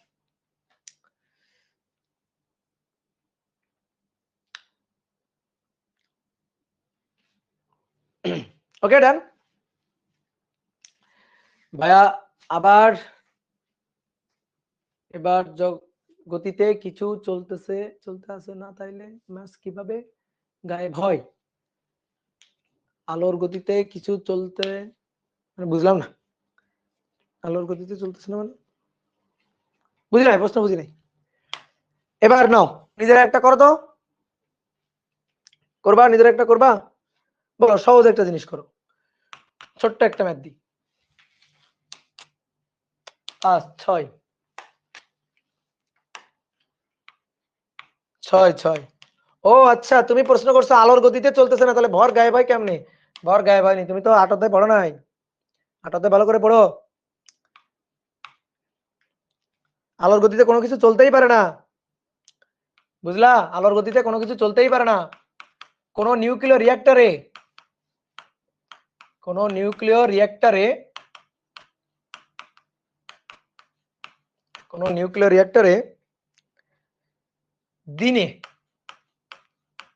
দিনে 15 কেজি 15 কেজি ইউরেনিয়াম 235 এবং 92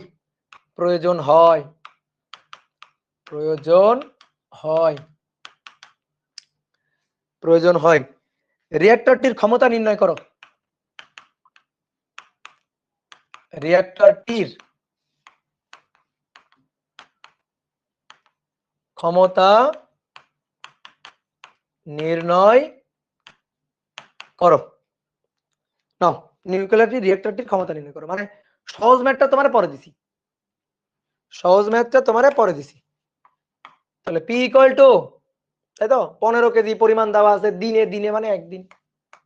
দিনে মানে একদিন তাই তো তাহলে একবার সূত্র লিখি তো এম এন এ বড় M 200 mega electronvolt divided by time T তাহলে ক্ষমতাই বের করতে বলছে একবারে ক্ষমতা তাহলে এম এর মান 15 কেজি ভালো কথা তাহলে এটা হচ্ছে 235 এত gram into 10 to the power -3 kg হয়ে গেল উপরে 6.02 ইনটু 10 টু দি পাওয়ার 23 200 গুণ 10 টু দি পাওয়ার 6 মেগা গুণ 1.6 ইন্টু 10⁻⁻19 ডিভাইডেড বাই টাইম টি, টি হচ্ছে একদিন। তো ভাই একদিনে 24 ঘন্টা হয়, আর 1 ঘন্টায় 3600 সেকেন্ড, তাহলে 24 ঘন্টায় 24 গুণ 3600 সেকেন্ড, তাহলে এত ওয়াট। এই বক্স করে যা পাবো এত ওয়াট। এবার ওই ওয়াটকে যদি তোমার ইচ্ছা করে, খুবই ইচ্ছা করে, 10⁻6 দিয়ে ভাগ দিও, তাহলে বক্সের মধ্যে যা পাবা তা হবে মেগাওয়াট। ডান, ক্লিয়ার?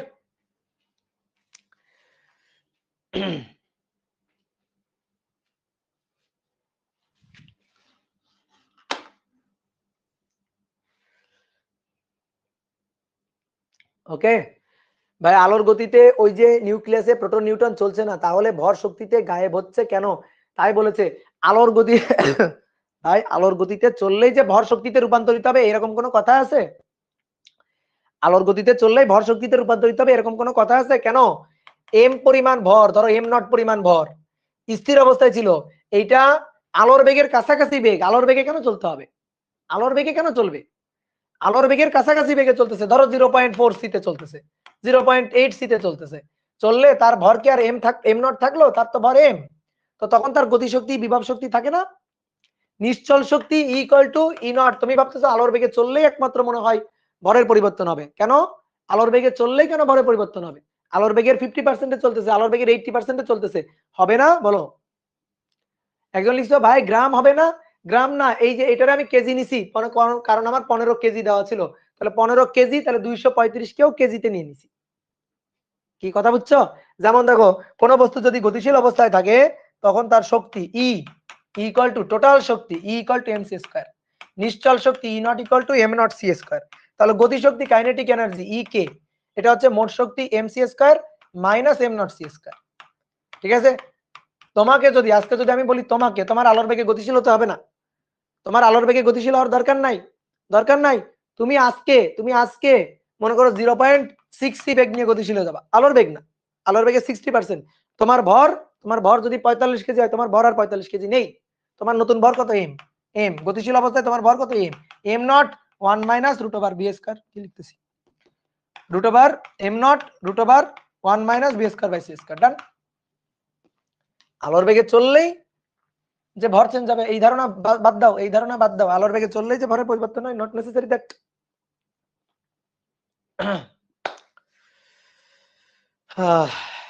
ডান ডান ডান ডান, তাহলে মূল পড়া ডান, আমাদের এই অধ্যায় প্রায় শেষ।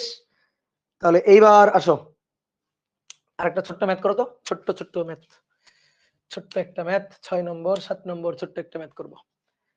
7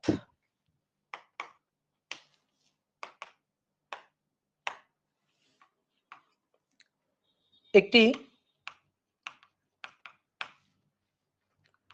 56 আয়রন আর নিচে 26 পারমাণবিক সংখ্যা, এত নিউক্লিয়াস বিভাজনের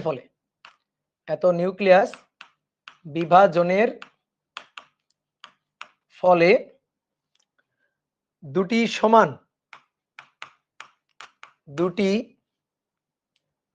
দুটি অ্যালুমিনিয়াম 1328 এর নিউক্লিয়াসে পরিণত হওয়া, এর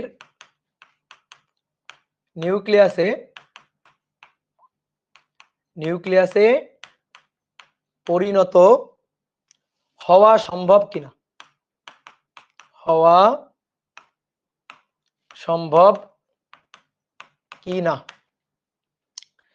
দেওয়া আছে এম অফ আয়রন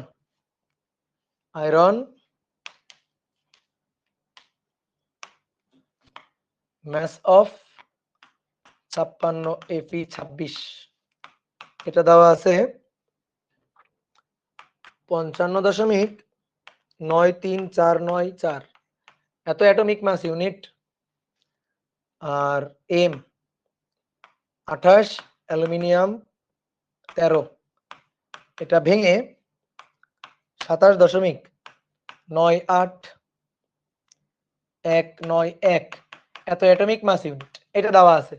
নিউক্লিয়াসে পরিণত হওয়া সম্ভব কিনা? তো প্রশ্নটা তোলো, আস্তে আস্তে প্রশ্নটা তোলো, তোলার পরে এবার শোনো। দেখো, অনেকে যেটা ভাবো, নিউক্লিয়াসকে যদি ভাঙি, নিউক্লিয়াসকে প্লাস বাইন্ডিং এনার্জি, এটা দিয়ে যদি ভাঙি তাহলে প্রোটন প্লাস নিউট্রন। ঠিক আছে, তাহলে প্রোটন প্লাস নিউট্রন, জেড সংখ্যক প্রোটন, এই যে জেড এমপি এইভাবে লিখি, আর জেড সংখ্যক নিউট্রন, সরি এ মাইনাস জেড সংখ্যক নিউট্রন, এ মাইনাস জেড সংখ্যক নিউট্রন। ওকে, এই যে কোন একটা নিউক্লিয়াসকে, মৌলের নিউক্লিয়াস, একে ভাঙবো, বাইন্ডিং এনার্জি হিট করব, আঘাত করলে প্রোটন নিউট্রন ছড়াই যাবে, প্রোটন নিউট্রন ছড়াই যাবে, নিউক্লিয়াসে পরিণত হবে। এইটা হচ্ছে এটা হচ্ছে বাইন্ডিং এনার্জির ক্ষেত্রে, এটা হচ্ছে বাইন্ডিং এনার্জির ক্ষেত্রে সূত্র, বুঝছো? এইবার দেখো, একটু আগে আমরা যেটা দেখলাম সেটা হচ্ছে কোন একটা মৌলের নিউক্লিয়াস, কোন মৌলের নিউক্লিয়াস, কোন মৌলের নিউক্লিয়াস, কোন মৌলের নিউক্লিয়াস, তাকে তাকে তাকে কিছু শক্তি দিয়ে আঘাত করা লাগতেছে না, তাকে ধরো একটা নিউটন দিয়ে আঘাত করতেছি, ধরো একটা নিউটন দিয়ে, একটু আগে দেখছিলাম যে এটাকে নিউটন দিয়ে আঘাত করলাম, নিউটন দিয়ে আঘাত করার কারণে, ধরো 1n0 নিউটন দিয়ে আঘাত করলাম, আঘাত করার কারণে ওই যে ইউরেনিয়াম সে ক্রিপ্টনে পরিণত হলো, একটা মৌল, বেরিয়ামে পরিণত হলো, একটা মৌল, প্লাস কিছু শক্তি। তাহলে এইবার দেখো, এই যে এটা ভেঙে ধরো দুটো মৌল তৈরি হলো, প্রথম মৌল তার নিউক্লিয়াস, তাহলে প্রথম মৌলের নিউক্লিয়াস প্লাস দ্বিতীয় মৌলের নিউক্লিয়াস, দ্বিতীয় মৌলের নিউক্লিয়াস। দেখো এটা কিন্তু প্রোটন না, ভালো করে দেখো, প্রোটন সংখ্যা না, জেড সংখ্যক প্রোটন না, এ মাইনাস জেড সংখ্যক নিউট্রন না, আরো দুটো নিউক্লিয়াস, একটা নিউক্লিয়াস ভেঙে আরো দুটো নিউক্লিয়াস নির্গত হয়েছে, যখন একটা নিউক্লিয়াস ভেঙে আরো দুটো নিউক্লিয়াস তৈরি হবে তখন নির্গত হবে শক্তি, তখন এই যে শক্তি নির্গত হবে বাইরে, যে প্লাস কিছু পরিমাণ শক্তি। কি ক্লিয়ার? মানে শক্তি তুমি এখান থেকে বাদ দিবা, এখান থেকে শক্তি বাদ দিয়ে ওইটা। তাহলে এই বিক্রিয়া দুটো মনে রাখিও, বুঝতে পারছো? এই বিক্রিয়া দুইটা মনে রাখিও। একটু কেটে গেছে না, ধরো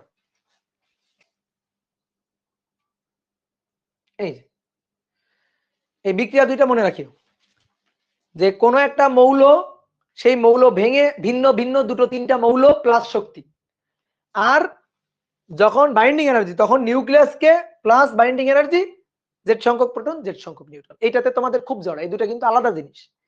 একটা হচ্ছে নিউক্লিয়াস ভেঙে আরো কিছু নিউক্লিয়াস, তখন শক্তি এই যে এই পাশে প্লাস, আর যখন কোনো একটা নিউক্লিয়াসকে ভেঙে প্রোটন ছড়াই দিছি, নিউট্রন ছড়াই দিছি, তখন হচ্ছে ওই প্রোটনকে মানে ওই নিউক্লিয়াসকে আঘাত করতে হবে শক্তি দিয়ে, প্লাস এনার্জিটা এই পাশে, আর যখন ওই পাশে এনার্জিটা নিবা তখন মাইনাস। এটা মাথায় রাখিও। এবার আসো কি বলছে, এই নিউক্লিয়াসটা ভেঙে, এবার আমরা ম্যাথে আসি, এবার আমরা ম্যাথ করব।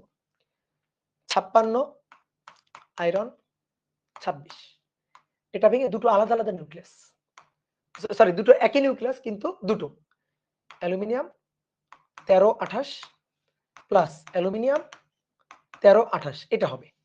আর বলছে প্লাস কিছু শক্তি হবে, ঠিক আছে? হবেই তো, দেখো উপরেরটার সাথে মিলাও, এটা ভেঙে দুটো দুটো মানে মৌল, ভিন্ন মৌলের নিউক্লিয়াস প্লাস শক্তি, তাহলে এটা ভেঙে দুটো ভিন্ন মৌলের নিউক্লিয়াস প্লাস শক্তি। আমি ওই শক্তিটা বের করব। তো শক্তিটা কোত্থেকে আসবে? শক্তিটা আসবে কোত্থেকে? ভর ত্রুটি থেকে, ডেল এম, শক্তি ডেল এম। তাহলে ডেল এম সমান সমান, ডেল এম সমান সমান এম আয়রন সংক্ষেপে লিখি, এম অফ এফি মাইনাস এম অফ অ্যালুমিনিয়াম দুটো গুণ 2। তাহলে এর ভর দেওয়া আছে কত? 55.93494 মাইনাস 27.98191 গুণ 2। দেখি তো কত অ্যাটমিক মাস ইউনিট আসে। যদি দেখি পজিটিভ আসছে, যদি দেখি পজিটিভ, ডেল এম পজিটিভ, দেন ভাঙা সম্ভব, কারণ ভাঙলে এই যে প্লাস শক্তি। যদি দেখি ডেল এমটা নেগেটিভ, নেগেটিভ আসছে, দেন ভাঙা সম্ভব না, দেন ভাঙা সম্ভব না। কি ক্লিয়ার? যদি এই বিক্রিয়া ঠিক থাকে তাহলে ভাঙা সম্ভব, যদি এটা না হয় তাহলে ভাঙা সম্ভব না, ভাঙবে না, এটা ভেঙে দুটো আলাদা আলাদা নিউক্লিয়াস তৈরি হবে না। তাহলে এবার তুমি এখান থেকে বের করে দেখো তো অ্যান্সারটা কি আসে, কি একজন বলো তো, আমার আর ক্যালকুলেটর ধরতে ইচ্ছা করছে না। ঠিক আছে, নেগেটিভ মান, হ্যাঁ -0.0288 মাইনাস, আর নেগেটিভ আসবে 0.0288, নেগেটিভ আসছে তাহলে সম্ভব না, তাহলে ঠিক নাই, তাহলে সম্ভব না। উত্তর হচ্ছে নেগেটিভ এসে গেছে, সম্ভব না, সম্ভব না, কারণ ভর তো, ভরের এই মিসম্যাচটুকু তো আর পাওয়া যাচ্ছে না। ঠিক আছে, এই জিনিসটা মাথায় রাখবা। ক্লিয়ার? আচ্ছা, ওকে ওকে ওকে ওকে। ওকে, তাহলে বুঝলাম। তাহলে মোটামুটি আমাদের আর পড়ার বিষয়বস্তু যা ছিল মোটামুটি হলো। পড়ার বিষয়বস্তু যা ছিল তা মোটামুটি হইলো, বুঝছো?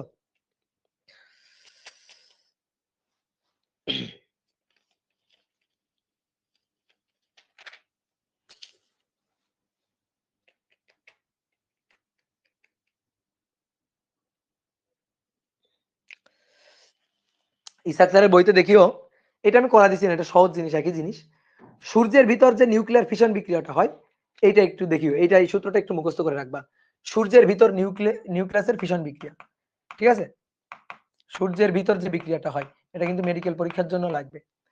সূর্যের ভিতর যে ফিউশন বিক্রিয়াটা হয় সেটা হচ্ছে ফিউশন 141H1, এটা ভেঙে হিলিয়াম 42 প্লাস দুইটা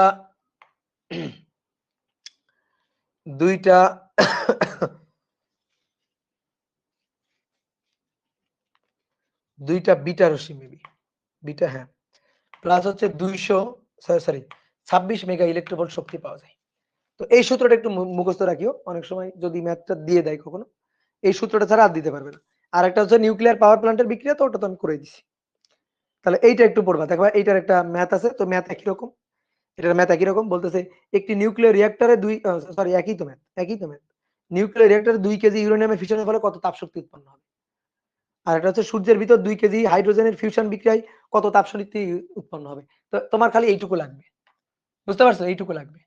তাহলে একটা নিউক্লিয়াস ভেঙে 26 মেগা ইলেকট্রোভোল্ট, তাহলে একটার জন্য 26 মেগা ইলেকট্রোভোল্ট। তাহলে এবার 2 কেজি হাইড্রোজেন নিয়ে হিসাব করবা, যেভাবে আমরা হিসাব করে দিছি, তাহলে উৎপন্ন শক্তি বের করবা, এই, ঠিক আছে? আর তারপরে বলছে প্রাপ্ত শক্তির অনুপাত কত, সহজ ম্যাথ, পারবা। ক্লিয়ার?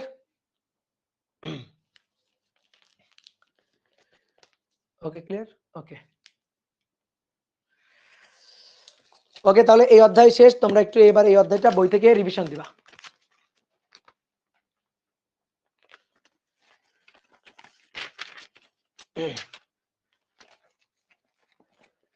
দাদা প্লে বাটন, এই যে প্লে বাটন,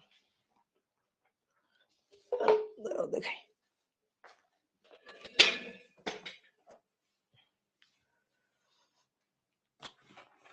এই যে প্লে বাটন, এই দেখো প্লে বাটন, এই উল্টা করে ধরছি না? ভাই ডেনসিটি বের করা দেখাবেন না? ওহো হ্যাঁ, ডেনসিটি নিউক্লিয়াসের ঘনত্ব বের করা বাকি আছে। আচ্ছা, বের করছি। নিউক্লিয়াসের ঘনত্ব, এই যে দেখো প্লে বাটন, ডান। আসো নিউক্লিয়াসের ঘনত্ব, হ্যাঁ ভুলে গেছি, নিউক্লিয়াসের ঘনত্ব বের করা, একটু দেখাই দিই, আসো। নিউক্লিয়াসের ঘনত্ব নির্ণয়, নিউক্লিয়াসের, সহজ জিনিস, সহজ টপিক। নিউক্লিয়াসের ঘনত্ব নির্ণয়, আসো তাহলে শেষ করে দিই। এটা হচ্ছে একটা নিউক্লিয়াস, তো নিউক্লিয়াসে কি থাকে? জেড সংখ্যক প্রোটন, এই যে, আর এ মাইনাস জেড সংখ্যক নিউট্রন। তো তোমাকে বললাম না একটা নিউক্লিয়াসের ঘনত্ব বের করো। তো ঘনত্ব কি, ঘনত্বের সূত্র কি? Rho equal to M by V. তাহলে এবার আসো, নিউক্লিয়াসে টোটাল ভর, মোট আয়তন, টোটাল ভর হচ্ছে জেড সংখ্যক প্রোটনের ভর প্লাস এ মাইনাস জেড সংখ্যক নিউটনের ভর, নিচে আয়তন কার? নিউক্লিয়াসের আয়তন। তো নিউক্লিয়াসের ব্যাসার্ধ মনে আছে আর, তাহলে আয়তন হচ্ছে 4/3 পাই আর কিউব, মনে পড়ে? 4/3 পাই আর কিউব, যেখানে নিউক্লিয়াসের ব্যাসার্ধ R naught fermi constant a to the power 1/3।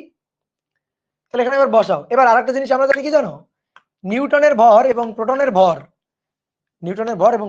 প্রায় সমান, কেজিতে এরা প্রায় সমান, 1.673 আর একটা হচ্ছে 1.675।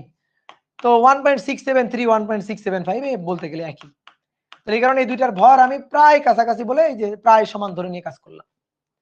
তাহলে প্রোটন এবং নিউট্রনের ভর প্রায় সমান। তাহলে জেড সংখ্যক প্রোটনের ভর আর এ মাইনাস জেড সংখ্যক নিউটনের ভর, ওইটারে আমরা কি বলবো? দেখো কি বলবো? এম এন এর জায়গায় এমপি বলবো, কারণ প্রোটনের ভর নিউটনের ভর প্রায় সমান। নিচে আসে 4/3 পাই আর কিউব, আর মানে are not a two the power 1/3। তাহলে are not a two the power 1/3 তার কিউব, ভালো করে বুঝিও তো। Are not a two the power 1/3 তার কিউব। তাহলে জেড এম জেড কমন নাও, জেড সরি এমপি কমন নাও। এমপি কমন নিলে দেখো, এমপি কমন নিলে Z plus A minus Z, আর নিচে নিচে নিচে নিচে 4/3 পাই আর নটের কিউব ইন্টু হচ্ছে এ। আচ্ছা তাহলে উপরে লিখি একবারে, Z plus A minus Z মানে কি, Z plus A minus Z মানে কি, উপরে জেড কমন মানে এ MP common now, Z plus A minus Z, Z Z কাটাকাটি, তাহলে এ থাকলো না উপরে, উপরে এ থাকে না। এইবার আসো বলো, একটা ইউরেনিয়াম নিউক্লিয়াসের, বলো একটা ইউরেনিয়াম নিউক্লিয়াসের ঘনত্ব বেশি নাকি একটা ইউরেনিয়াম নিউক্লিয়াসের ঘনত্ব বেশি নাকি একটা হিলিয়াম নিউক্লিয়াসের ঘনত্ব বেশি, বলো তো, নাকি একটা হিলিয়াম নিউক্লিয়াসের, বলো বলো বলো বলো বলো। সমান সমান সমান সমান। কেন সমান, কেন সমান, কেন এ আর এ কাটাকাটি, এই দেখো কেন সমান, কারণ নিউক্লিয়াসের ঘনত্ব একটা কনস্ট্যান্ট যেটা নির্ভর করে এমপি এবং 4/3 এবং পাই এবং আর নট এর উপর, আর নট কিউব এর উপর।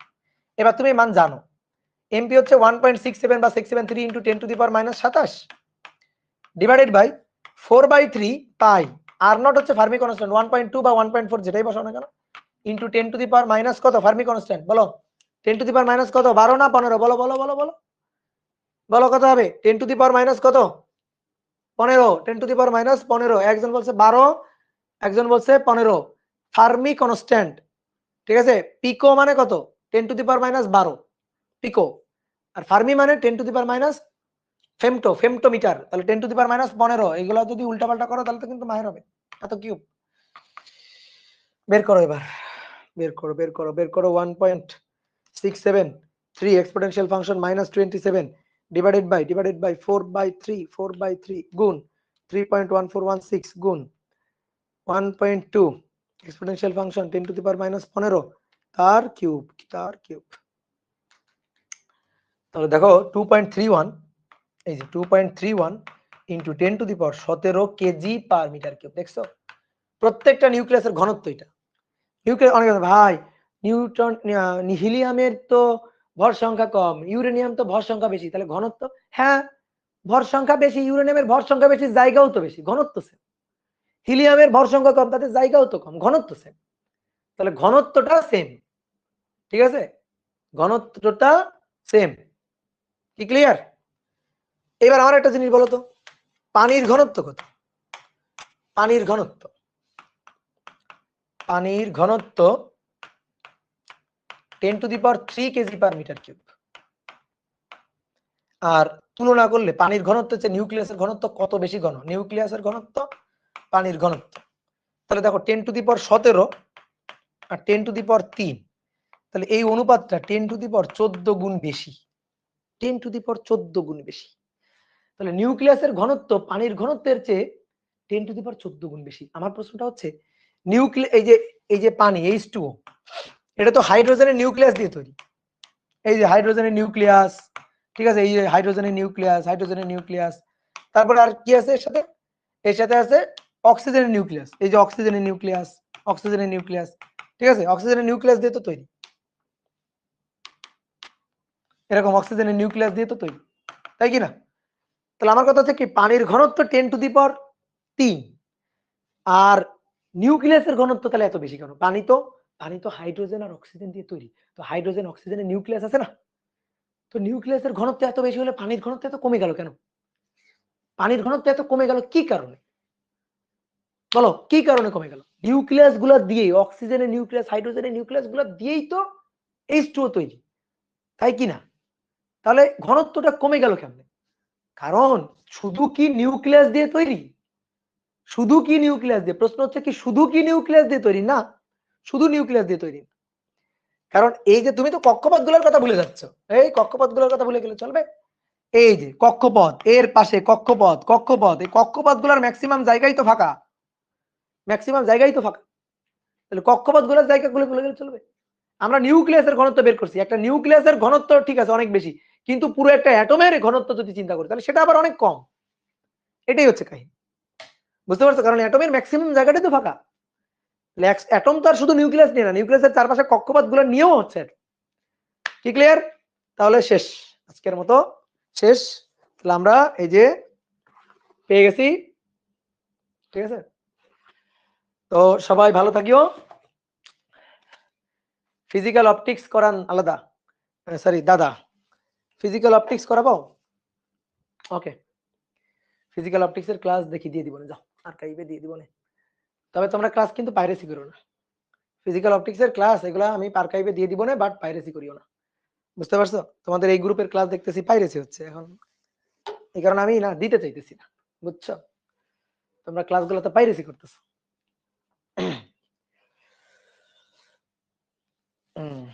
সেমিকন্ডাক্টর আমি নিব, সেমিকন্ডাক্টরটা আমি নিব, কোনো চিন্তা নাই, সেমিকন্ডাক্টরটা আমি নিব।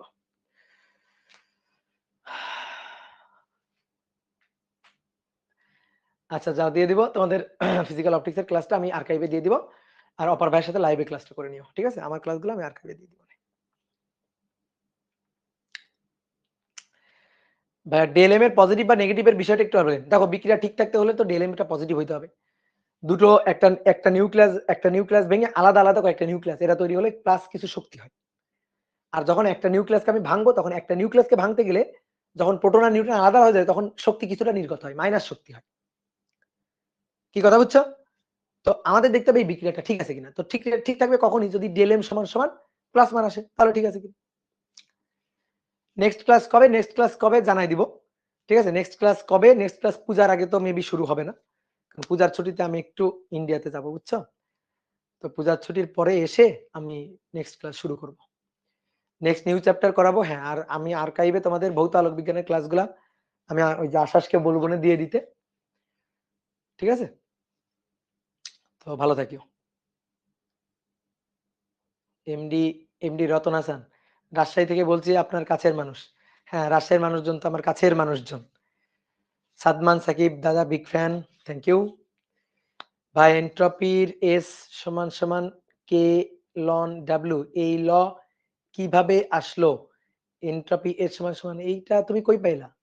এটা তোমার ইন্টারের বইতে আছে কোথাও? এস সমান সমান কে লন ডাব্লিউ, এটা তো আমি ইন্টারের বইতে দেখি নাই। আম আম পাঠায়েন ভাইয়া কক্সবাজারে। দাদা অফলাইনে এক্সাম দেওয়া যাবে? অফলাইনে এক্সাম আমার তো আসলে ওভাবে কোনো অফলাইন এক্সামের ব্যবস্থা নাই। অফলাইনে এক্সাম দেওয়া যাবে এটা বলতে পারছি না। অফলাইনে এক্সাম দেওয়া যাবে এটা কিভাবে দিব তোমার বলো তো?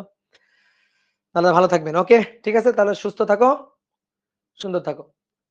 টাটা। দাদা মেশ অ্যানালাইসিস বোর্ড এক্সামে খাটানো যাবে কিনা? যাবে যাবে, কোনো সমস্যা নেই, যাবে যাবে। ওকে, টাটা টাটা টাটা।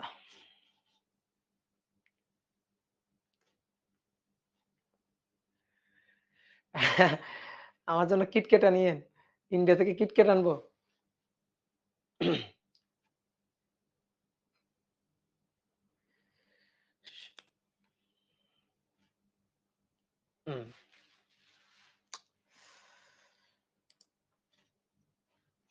ওকে, টাটা।